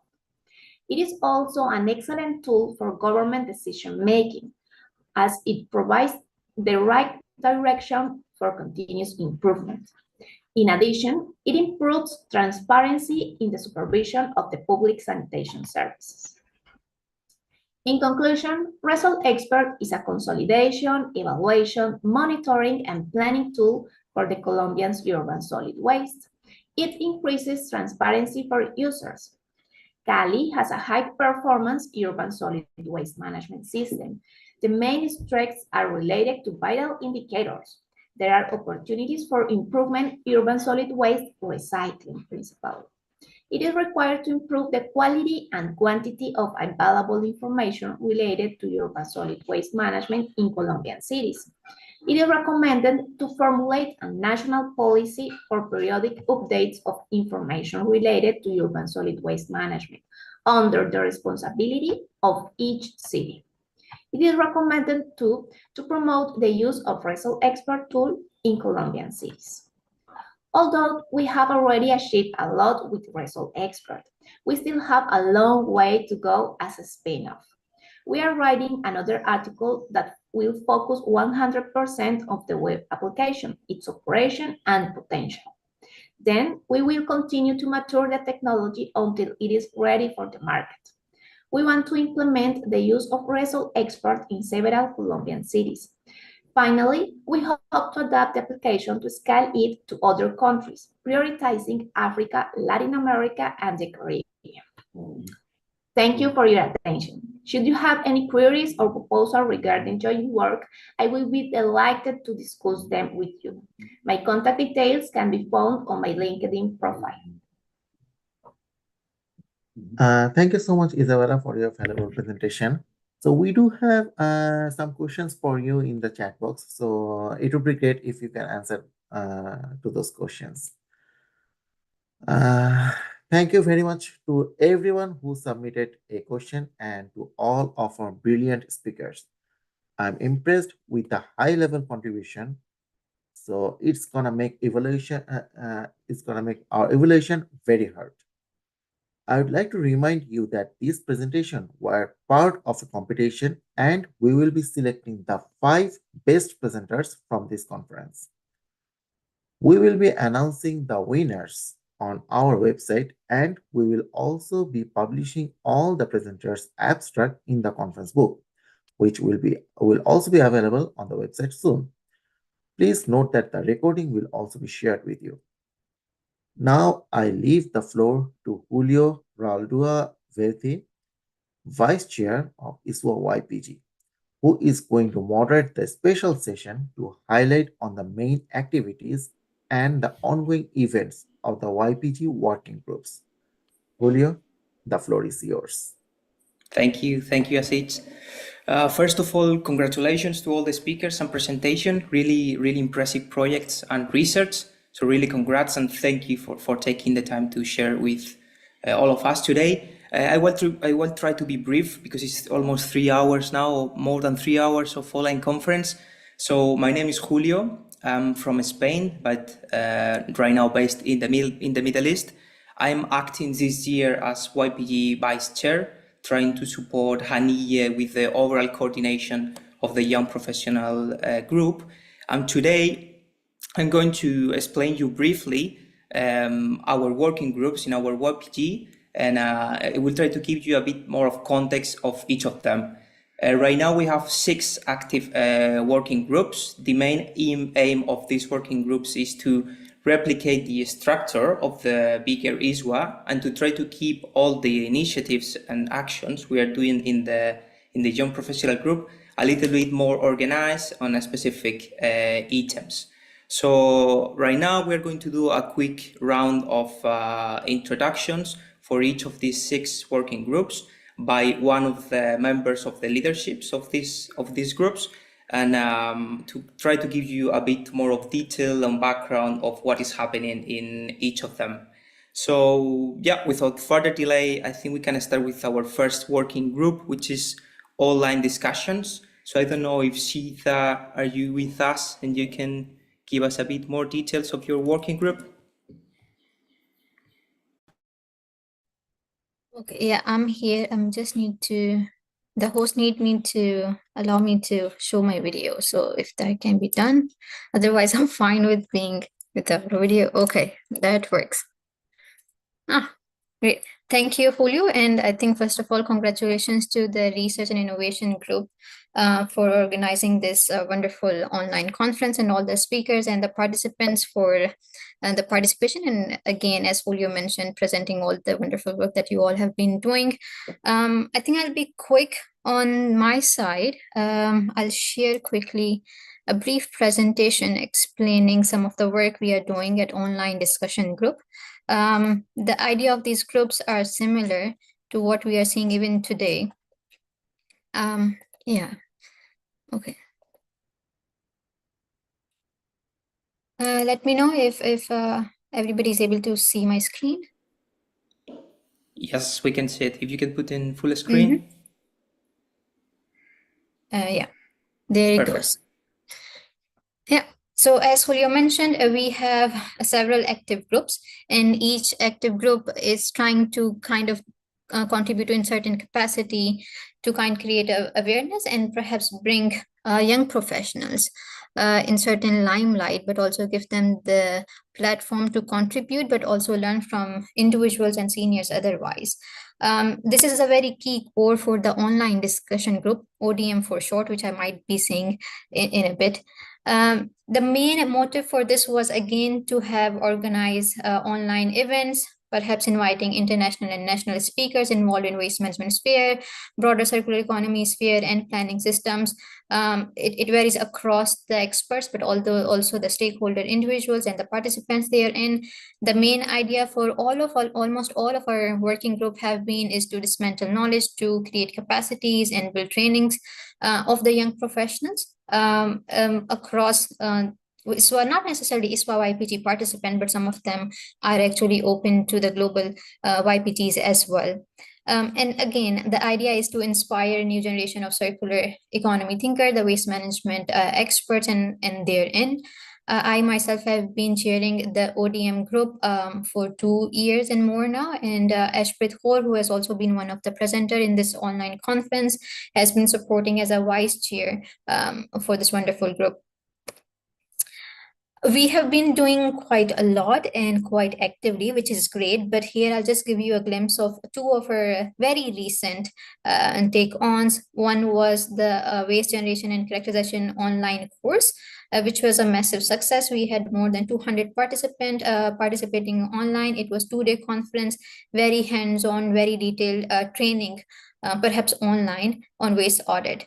And then one other web series that we have just started, you will be seeing perhaps in terms of a knowledge product on the ISWA website and some of the individual therein. We are now also preparing for the life cycle assessment course, which we are hoping to be delivered at the end of the September. So we are also welcoming any volunteer who would like to support us with the online course, and the LCA course will also be a 2 days course. Otherwise, we have done wonderfully a lot of online discussions in the past years, whose information can be found on the ISWA YPG website. I think we can post that in the comment section later. The main idea of this group lists a lot of things, since it's an online discussion group. So we started with the webinars, but I think after the COVID, everybody was so keen on doing webinars. So we kind of like dropped that idea, now aimed at organizing more holistic items like master classes or perhaps workshops and online trainings. And the contribution or the volunteer comes in various perspectives, just listing few here just to organize, moderate, similar to what we are doing at R&D here as well, but also linking and introducing experts and other aspects as well. Yeah, with that, I think I'll end introducing what we do at the ODM and allow other groups to perhaps share what they are doing as well. Thank you. Thank you so much, Sita. So yeah, remember, you can type any kind of question in our chat. So our second working group is communication. So I don't know, Ashprit, if you're still with us, I'm going to give a bit more detail. Yes, let me quickly share my screen.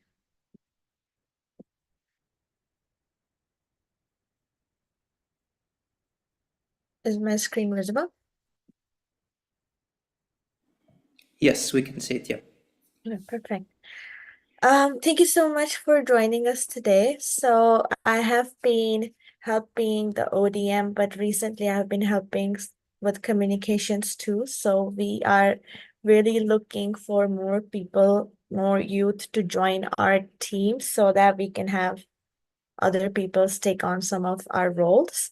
With the communications, I have been recently taking care of the Instagram and LinkedIn and Facebook. So I really encourage you guys right now to maybe take a screenshot or maybe open your camera and scan the QR code. And you will be able to have all the updates from these platforms. We also have LinkedIn, which will be on the next slide, but just take a moment to take a screenshot of this screen and join our Facebook and Instagram pages. I'll wait for maybe a few seconds.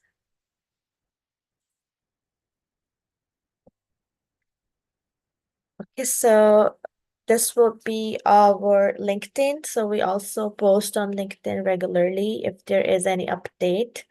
And we also have our ISWA YPG website. So if you guys are interested in being a young professional member of our group, you can go to the website and you can sign up to be a member of our team. Our WhatsApp groups are currently only for the active members, so we don't have WhatsApp group open to public, but our Instagram, LinkedIn, and Facebook, that's open to public. So please feel free to join those platforms. And again, you'll get more information on our website. Something that as a communications lead, I have been working on is providing a platform to showcase our young professionals of our team to showcase what kind of work they have been doing throughout the years. So we used to have a young professional of the month program. So we are trying to reinstate that and trying to showcase some of the work maybe you guys are doing. So the call for those programs should be open soon as we figure out who will be taking care of some of these leadership roles. There is also some consideration of doing a photography contest, and we are trying to make it a signature event of the communications team, where you could send your photographs around the waste management and we can pick winners and provide them certificates. At the end of the year, I would be circulating a feedback form to our ISWA YPG group chat and also online to see what kind of events you want ISWA YPG to do for you guys. So that's a platform where you can provide your suggestions and help us improve our programs. And as said earlier, we are recruiting new members. So please go to this website and sign up as a young professional today. Thank you. Thank you so much, Aspert. Thank you for the details. So our next working group is called Local and Regional Networks. Unfortunately, their leaders, which are Adeline and Lorena, are not today with us. So I'm going to share my screen. I have a few slides to give you a bit more background of this working group. Yes, if someone can let me know if you can see my screen. Yes, Julio. Perfect, thank you. So the third working group is called Local and Regional Networks.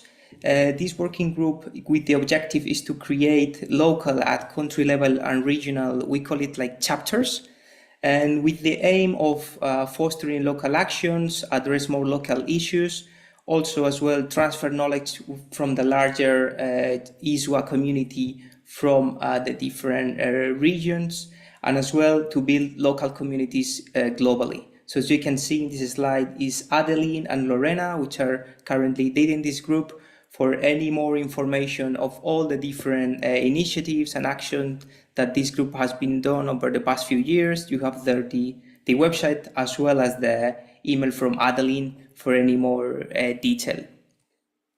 As you can see in this map, we try to capture all the different local chapters that we have nowadays. We have 13 local chapters, that is mainly countries. So as you can see there in Brazil, Colombia, Finland, Germany, India, we have Nepal as well, Oman representing in the Middle East, Pakistan, Peru, Portugal, South Africa, Spain, and Ukraine. So if you are a young professional, part of ISWA, and you don't see your country here, and you're willing to really kick off starting this sort of network in your own country, you can always reach out to us. There is a few requirements to kick off your own local chapter. The main one is to be at least 3 active members.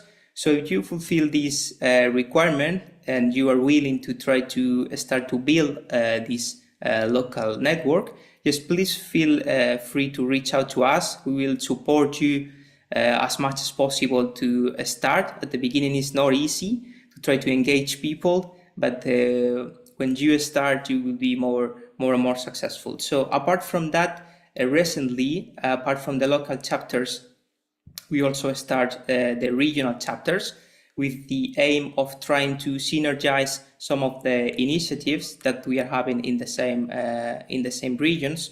For example, to give you an example, if we are doing an initiative in Brazil to do some education awareness, for example, we try to discuss this in the regional chapters call. We have like 1 call per month, and try to study, explore if we can, for example, replicate this initiative in another country of Latin America, as we have the same material and we can reuse all of this to replicate. So this is the sort of things that we discuss and explore in the regional chapters. As you can see here, some of the testimonials of the members of these chapters. If you have been some time with us in our YPG family, you probably, these faces seems familiar to you. We have Lorena from Brazil, Maria from Finland, Ashish from Nepal, Catalina in Colombia, Hani that has been leading in Germany, and Man from Malaysia. So we have here some testimonials and some of their experience in their own local chapters. If you go to the website, you can see much more details of all of the initiatives and activities that we have been done. As well, on the regional side, here on the right side, you have our African regional chapter that this year is going to be, of course, protagonist in the World Congress in South Africa. And as well, we recently kick off in the Middle East region, and we are starting, hopefully after the summer, and competition on some initiatives to tackle food waste during Ramadan period. That is kind of a challenge here in the Middle East region. So this is a bit of background. Please, if you have any questions, you want to know more about this working group, or you are thinking maybe you're starting your local regional chapter, please contact Adeline and Lorena, and they will be more than happy to contribute and support. Any questions you may have, please put into the chat, and we'll try to solve all of them. Next working group is career development, and it's led by Pratisha. Pratisha, you with us? Yeah, yes. Perfect. Hi, Julio. Do you have slides to share? I think Ms. Anya said you have slides to share from our working group. I don't, if you have the slides that you want to share? Okay. I think I shared elsewhere, but I can just talk about the working group. Yeah, perfect. So good afternoon from Germany, and greetings to everyone joining us from different parts of the world today. My name is Pratisha Shrestha, and I'm a chair of Career Development Working Group of ISWA YPG. Firstly, I'd like to congratulate the organizers for excellently organizing such an informative session on waste management and circular economy. So the Career Development Working Group aims to support enhanced career perspective and professional development of ISWA YPG members in all fields of waste management. We connect young professionals with leading experts from waste industries, organization within ISWA networks, and also offer a variety of activities in aid to their growth. In the past, we have organized a range of activities such as workshop that was tailored to job seekers in the waste management sector, focusing on resume writing, cover letter crafting, and also the interview preparation. We have hosted online session where waste management experts, specialists, and successful waste entrepreneurs share their career journeys, provide insights into the working field and also offer valuable advice to young professionals who seek opportunity in the waste management sector. In the most recent webinar series, which is Career Talks and Navigating the Paths of Waste Entrepreneurs, we features promising waste entrepreneurs from around the world. They discuss how their passion for waste management combined with business acumen lead them to create ventures addressing pressing environmental challenges in their communities. Participants had an opportunity to engage in one-on-one interactive sessions and also establish a direct connection with the speakers for future supports. And also, you can use these sessions in the official ISWA YouTube channel, so you can go there and also view these sessions. In addition to that, career development team also share job opportunity through our network, such as WhatsApp group that we have, and also the LinkedIn.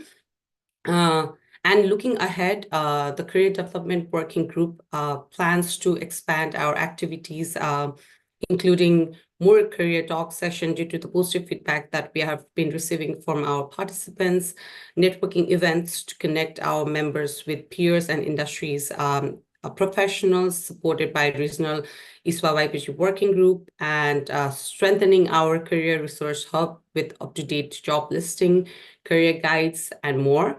Also, we are exploring the perspective of a mentorship program where YPG members will be paired with an experienced professionals in waste management sector for one-on-one mentorship.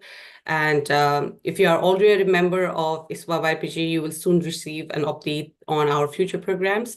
For those who are not member yet, we encourage you to join ISWA YPG and also become a part of our working group so that we can grow stronger together for a better future. With that, I would like to conclude my segment. Thank you for joining us in this online conference, and I wish you all a great weekend ahead. Thank you. Julio, floor is yours. Thank you so much, Pratisha. Thank you. Okay, so we have two more working groups. The next one is Awareness and Education Working Group. Kartik, you with us?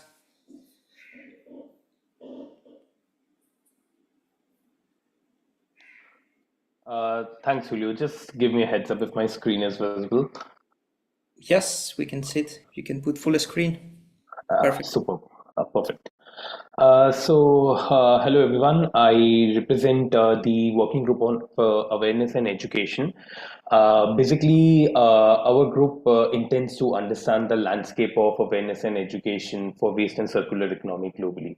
And in our group, we do different activities, not just to see what is happening globally, but also to see how the interventions on awareness and educations can be delivered. So that's the core element of our group, and we do this with different types of activities. One of our core activity is our resource platform. You can find our resource platform on our website. So our website is still under development, so maybe once it's updated, we'll have a clear look at it. But on the resource platform, we put different knowledge materials which can be used to basically deliver awareness and education campaigns, understand about it better, or deliver different school programs. So it's kind of a big open arena, and we collate different things from reputed organizations here.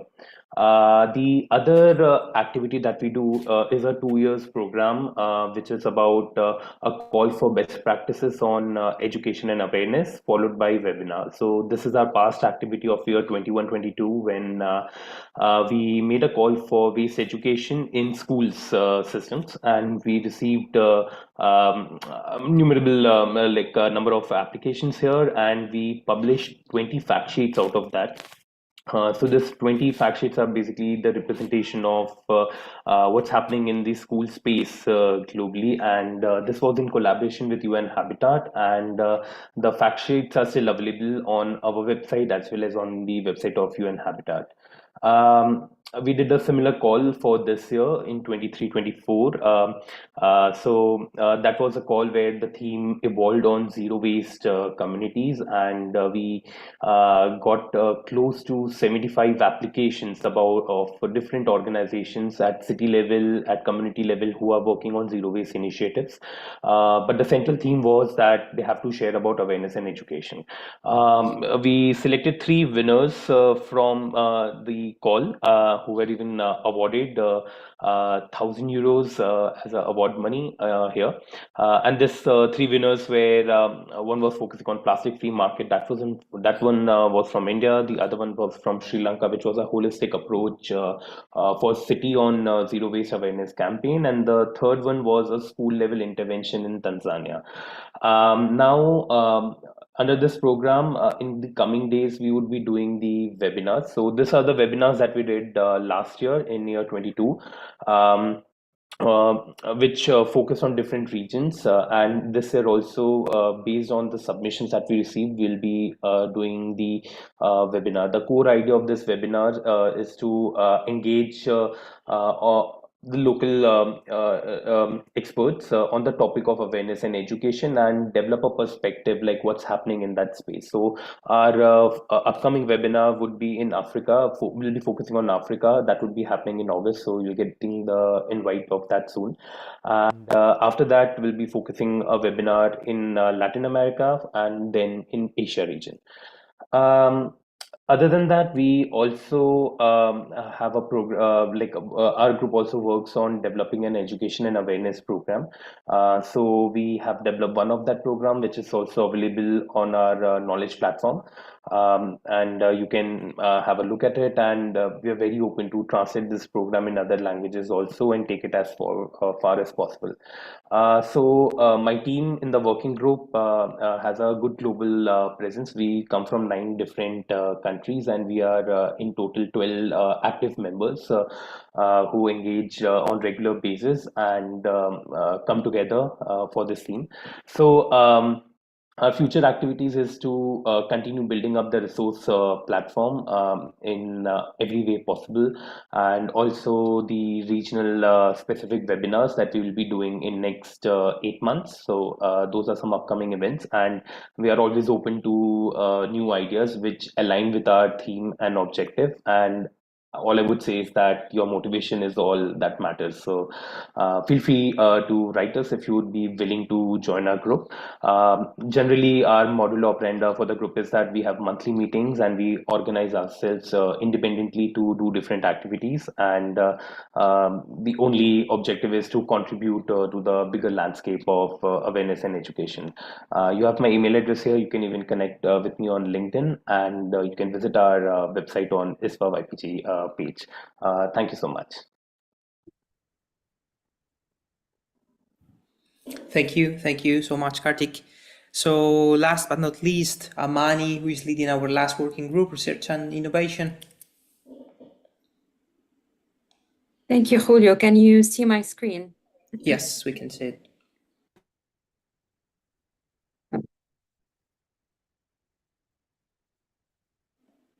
Thank you, Julio. So I'll be presenting very quickly the Research and Innovation Working Group that I have been leading since 2021 with Aziz, that you have all met today from 2022. Our main activities is the organization of this event, which is the annual International ISWA YPG online conference. And we also conduct research projects, and we aim for publishing articles in peer-reviewed journals to disseminate research findings and to a broader audience. We also work on disseminating information related to research opportunities, calls for special issues, research publications with our network. We have more than 30 members. We have also, we share also funding opportunities and scholarships and educational programs. Very briefly regarding our main activities. So as I said, the organization of the annual ISWA YPG online conference, which is a voluntary initiative, and it is the leading conference for waste management that is organized by young professionals for young professionals. We aim to provide a platform to young professionals and students to present their research and innovation in waste and resource management, as well as circular economy. And we also, of course, facilitate network and knowledge exchange among professionals in waste management. And this year, we are honored to host this event for the 7th time. And you can take a look at all the previous conference books on our conference website. And I'm especially honored to be sharing this conference for the first time this year. Every year, we secure prizes for winners. So we have the scholarship for attending ISWA Swiss Winter School at the University of Texas at Arlington, which is worth up to 1,000 euros. And we have secured also one individual ISWA membership for the winner. Every year, we have more than around 400 people attending the event, and we host more than 25 speakers. Last year, we had 18 speakers from different countries representing different continents. As for the second main activity is we aim to, the extensive knowledge and international experience for our members is the core strengths of this working group, and the information gathered and developed with the group is used to publish reports and scientific articles aimed at promoting awareness for circular economy to a global audience. Last year, we have published an article, a review paper in the Waste Management and Research Journal related to ISWA, and you can feel free to download this paper. And this year, we have also published, we are working on another manuscript, which is around prevention and minimization of waste in developing countries. And we have more than 13 authors in this paper. And these papers are true representation of international collaboration, where we have people working together from different countries and working in different time zones. This is very briefly the activities that we conduct in the Research and Innovation Working Group. Please feel to reach out to me and to Aziz through our social media platforms, and we will be happy to see you again also next year, maybe as contributor to this organization of the online conference. I will stop sharing my screen. Yeah, thank you so much. Would like to add 2 points before we continue? No, that's all. I hope all of you have now a better understanding of our working groups. I highly recommend you and encourage you to join one of our working groups. At the end of the day, I can say we're a large family, a big group of friends at the end, doing very cool initiatives and actions in each of the working groups. So highly recommend to reach out, and if you're interested, join us. So I think we're a bit out of time. So back to you, Amani. Thank you so much, Julio, for sharing this session, and to all presenters. It was wonderful to hear about the exciting event and activities of the ISWA YPG groups. I remind the attendees not to forget to join us at the ISWA YPG and the Research Innovation Working Group, where I and Aziz are leaders of this group. Join us and be part of this change. Now, ladies and gentlemen, it is with great excitement that I introduce our esteemed invited speaker for today. Please join me in giving a warm welcome to Dr. Attilio Savino. Dr. Attilio is a senior consultant on waste management and climate change with over 30 years of experience. He is the founding member and executive director of the Center of Excellence for Research for Circular Economy and Climate Change in Latin America and the Caribbean. He's also the vice president of ARS, and he has actively been involved in ISWA since 1995. He's a former vice president and president, now serving as an honorary member and a member of the Latin America and Caribbean Regional Chapter. Dr. Attilio is also a very great friend, and we are honored to have you here today, and we eagerly await your enlightening presentation. The stage is now yours to share your inspiring and motivational speech with us.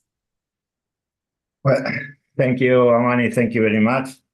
I will start with my presentation. Dear young colleagues, good morning, good afternoon, or good evening, probably, depending where are you located.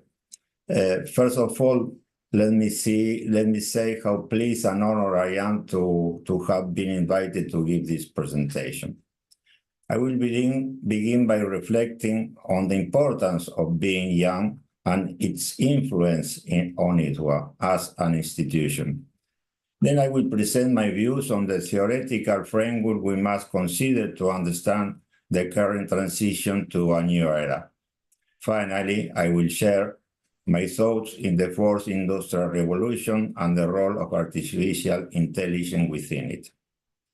From a demographic point of view, the number of young people within the structure of the population pyramid is crucial for the development of an institution and even a country.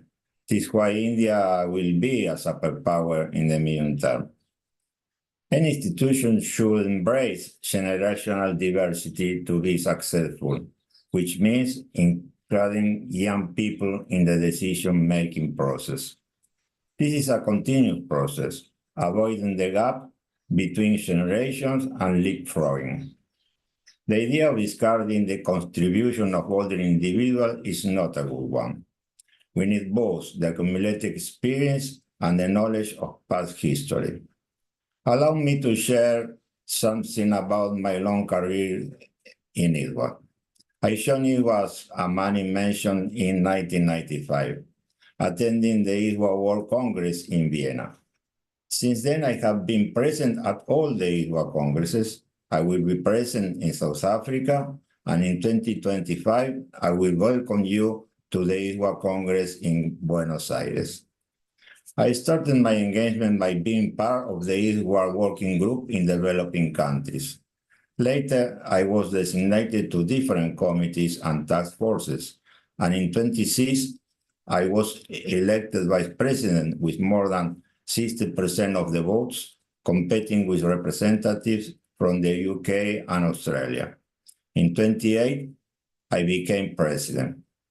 Coincidentally with my assumption, the Second World Economic Crisis exploded, adding in what was concerned the moving of our headquarters from Copenhagen to Vienna. With resource scarcity and only 2 people at the GS, the decision was to come in the international agenda and to create the conditions to move from a Central European association to a worldwide one. In 2009 appeared the ISWA white paper about climate change. For the first occasion, we have been present in the Copenhagen COP. And from this moment, we have been present in all the COPs. In the same year, we started with UNEP in Japan to discuss the developing of a global waste management outlook. You know the results. Number 1 was published in 2015, number 2 in 2024. The first Waste Pavilion in a COP was inaugurated in 2023 COP. In this process, with steps forwards and backwards, I have to mention 2, at those times young peoples. Antonis Mavropoulos, 2 times STC chair and president, and Carlos, our present president and the founder of the YPG. Carlos started in 2006 as translator at the board's meeting of Tito Bianchini, the Brazilian national member representing the Latin American Regional Development Network. The Regional Development Network were the ancestor of our present 4 regional chapter. We are now a truly worldwide association. I mention all that to express that to be part of the decision-making process is a career full of competence and commitment. Remember, you are never too old or too young to set new goals or to dream a new dream. What about the theoretical framework? The idea of an integrated environment in which living beings and inorganic materials evolve in harmonic relationship has always accompanied man. Nothing else expresses the different version of creator of heaven and earth that we have developed. However, the small vicissitudes of everyday life frequently set us on fire and hide the global framework from perception. Until after World War II, the recognition of the planet as a sphere was a scientific and irrefutable fact, but had not permeated the social imagination, and especially that of decision makers in terms of a finite thing. The dominant thinking rested on the fantasy that natural resources were endless, and of course, the mode of production and use of materials should be linear: extract, transform, consume, and discard. This notion was challenged by the British economist Kenneth Boulding, who in 1966 published The Economics of the Coming Spaceship Earth. In this essay, Boulding used the metaphor of the Earth spaceships to emphasize the boundaries of the planet, both in resource extraction and in the capacity of assimilation of waste.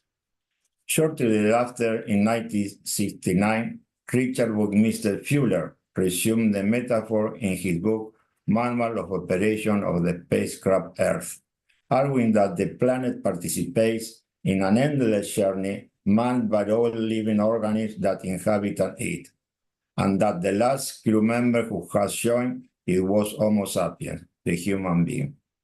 This journey is fed with energy that the mothership, the sun, sends us through photosynthesis and guarantees the food chain.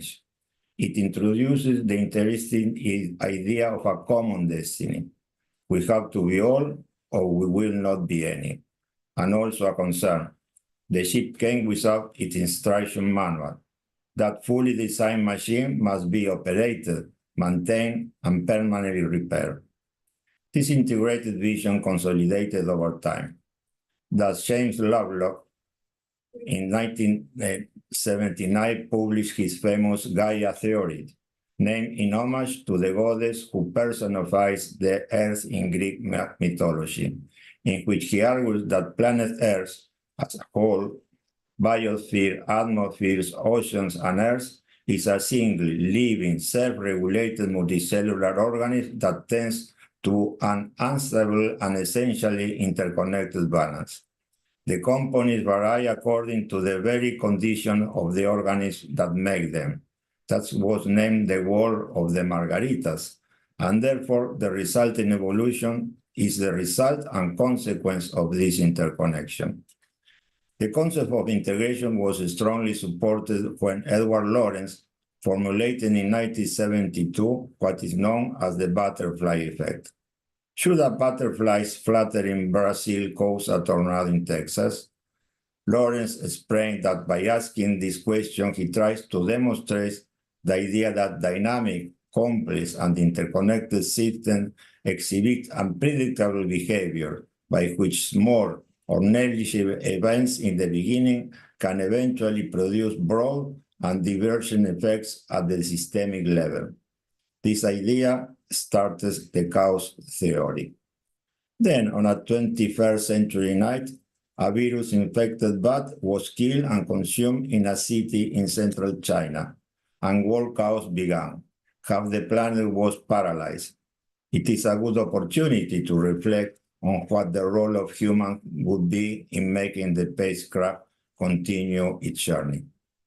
In 2000, Paul Crutzen that proposed that we are protagonists and witnesses of a new geological age that he calls the Anthropocene, recognizing the significant global impact that human activities have had on terrestrial ecosystems. This era would follow the so-called Holocene, the current time of the Quaternary period in the history of the planet, began after the last glaciation more than 20,000 years ago. The Anthropocene's beginning would be marked by the start of the first industrial revolution and its acceleration from the aftermath of World War II, in which there is an increasingly intensive use of natural resource extraction. Agree or not with this characterization, the fact is that there are a number of signs showing that ordinary practices have been and still are attacking the physical and natural limits of the planet.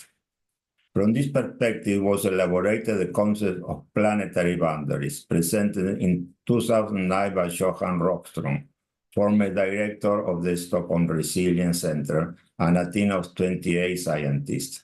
They identified 9 processes that regulate the stability and resilience of planet Earth, and estimated quantitative consumption limits which will life can continue and develop.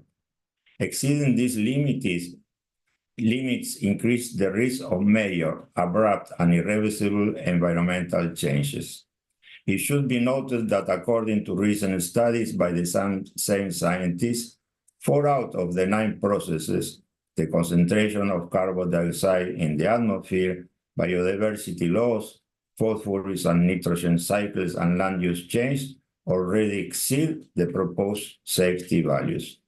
In addition, in May 2019, the United Nations Global Biodiversity and Ecosystem Assessment Report concluded that more than 1 million animal and plant species are threatened with extinction, and soil degradation has caused a 23% reduction in overall soil productivity, which means not only a loss of biodiversity, but also a threat to food security.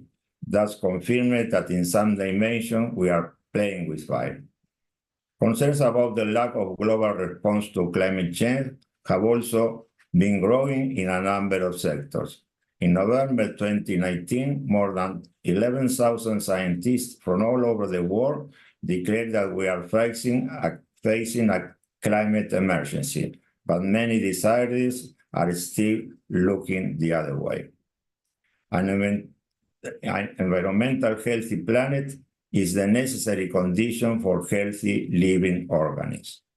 If we establish basic coincidence in what should be done, the debate is transferred to how, on the basis that such a systemic institution solution must be accompanied by a change in economic paradigm. The linear economic system that predominates today in view of a circular economy is in effect supported both by those who use the state as the sole decider and those who embrace the market. Allow now me to present my conception about the fourth industrial revolution and the artificial intelligence with it. The circular economy and the fourth industrial revolution will dominate discussions in the short and medium terms. The former is both a response and a central actor in paradigmatic change, while the latter is an inevitable fact that will characterize our lives. The fourth industrial revolution will provide the technological, economical, and social framework in which the circular economy can either flourish or wither.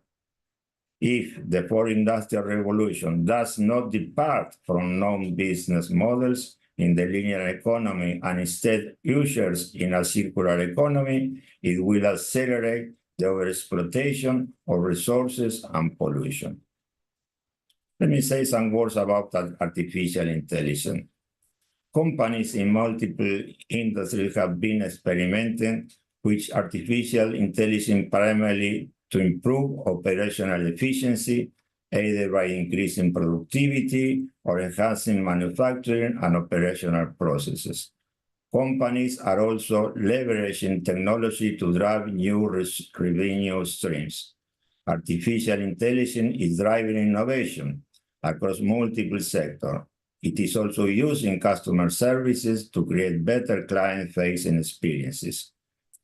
There are many possible use cases for artificial intelligence to transform solid waste management. The top 3 being implemented today are automated sorting system, route optimization, and data-driven decision-making, especially in forecasting waste generation trends. This will help municipalities and waste management companies plan resources and strategies more effectively. However, there are challenges such as the high initial investment, the need for skilled personnel to manage and interpret artificial intelligence systems, and concerns about data privacy and security. There is still considerable debate about artificial intelligence implementation and its regulation, including the potential for artificial intelligence to manipulate decisions or create fake news. One issue that should be seriously considered is sustainability. The 2024 electricity report from the International Energy Agency note that global electricity demand from data centers driven by artificial intelligence use could double between 2022 and 2026, adding to the grid the equivalent of Germany's national consumption. In the US, the Artificial Intelligence Environmental Impact Act of 2024 was proposed in March 2024 to assess and mitigate the environmental impact of artificial intelligence. However, it is unlikely to become law before the November election. The EU is further ahead, with the European Commission adopting the Energy Efficiency Directive in March 2024, which Germany has already implemented into law. From September 2024, data center operators will be required to report on areas such as data volume, renewable uses, and waste utilization to reduce energy consumption and carbon emission. As you can see, another contribution from the waste sector. Finally, despite its pros and cons, artificial intelligence requires critical human oversight. Let me say only some words to finish my presentation. As I can hear, the young professional group is distributed with different activities and regions and countries all over the world. I would ask you not to duplicate efforts, because the regional chapters are already created in ISWA, and then you are very welcome to be part of them and to work together with us for the benefit of our association, our own benefit.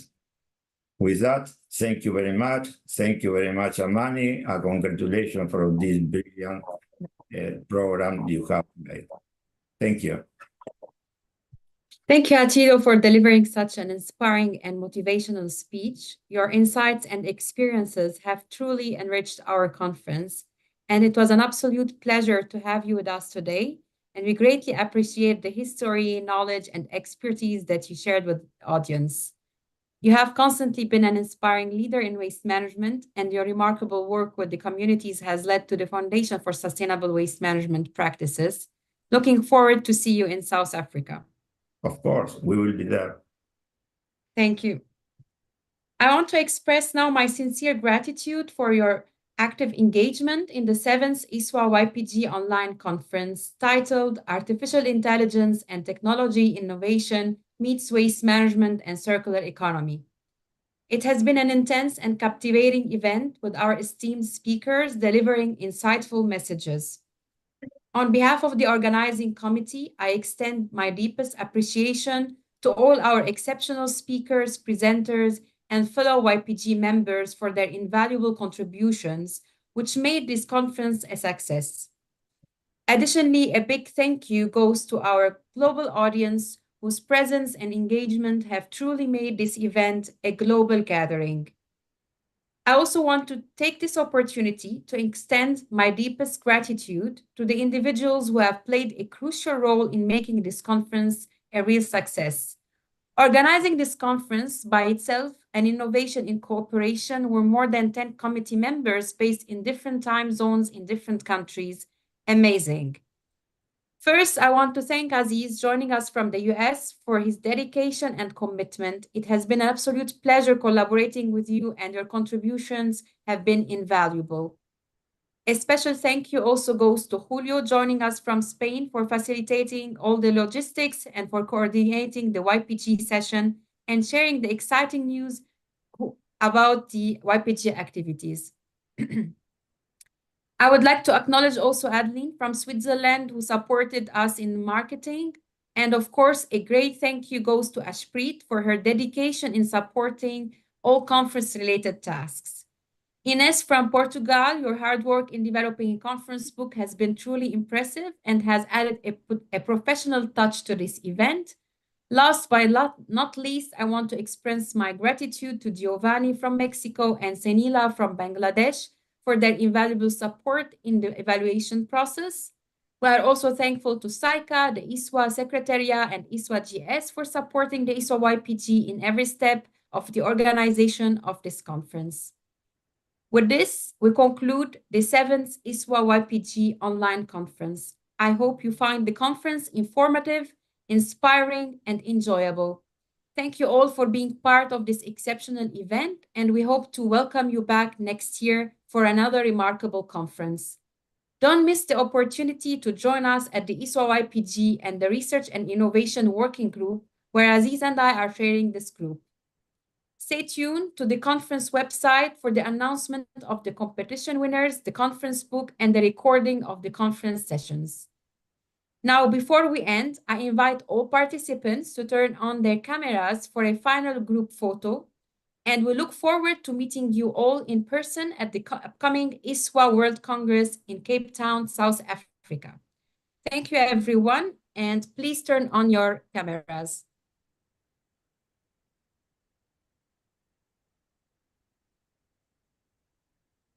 Ashpreet, please tell us when you're ready. I'm waiting for everybody to open their cameras.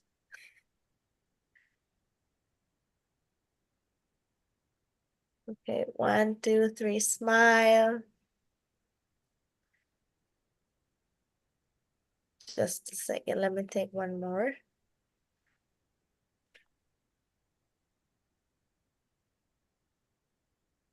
One, two, three, smile. Perfect. Thank you so much. Perfect. Thank you, everyone. Ciao. Thank you. Ciao. Bye-bye. Thank you. Bye-bye.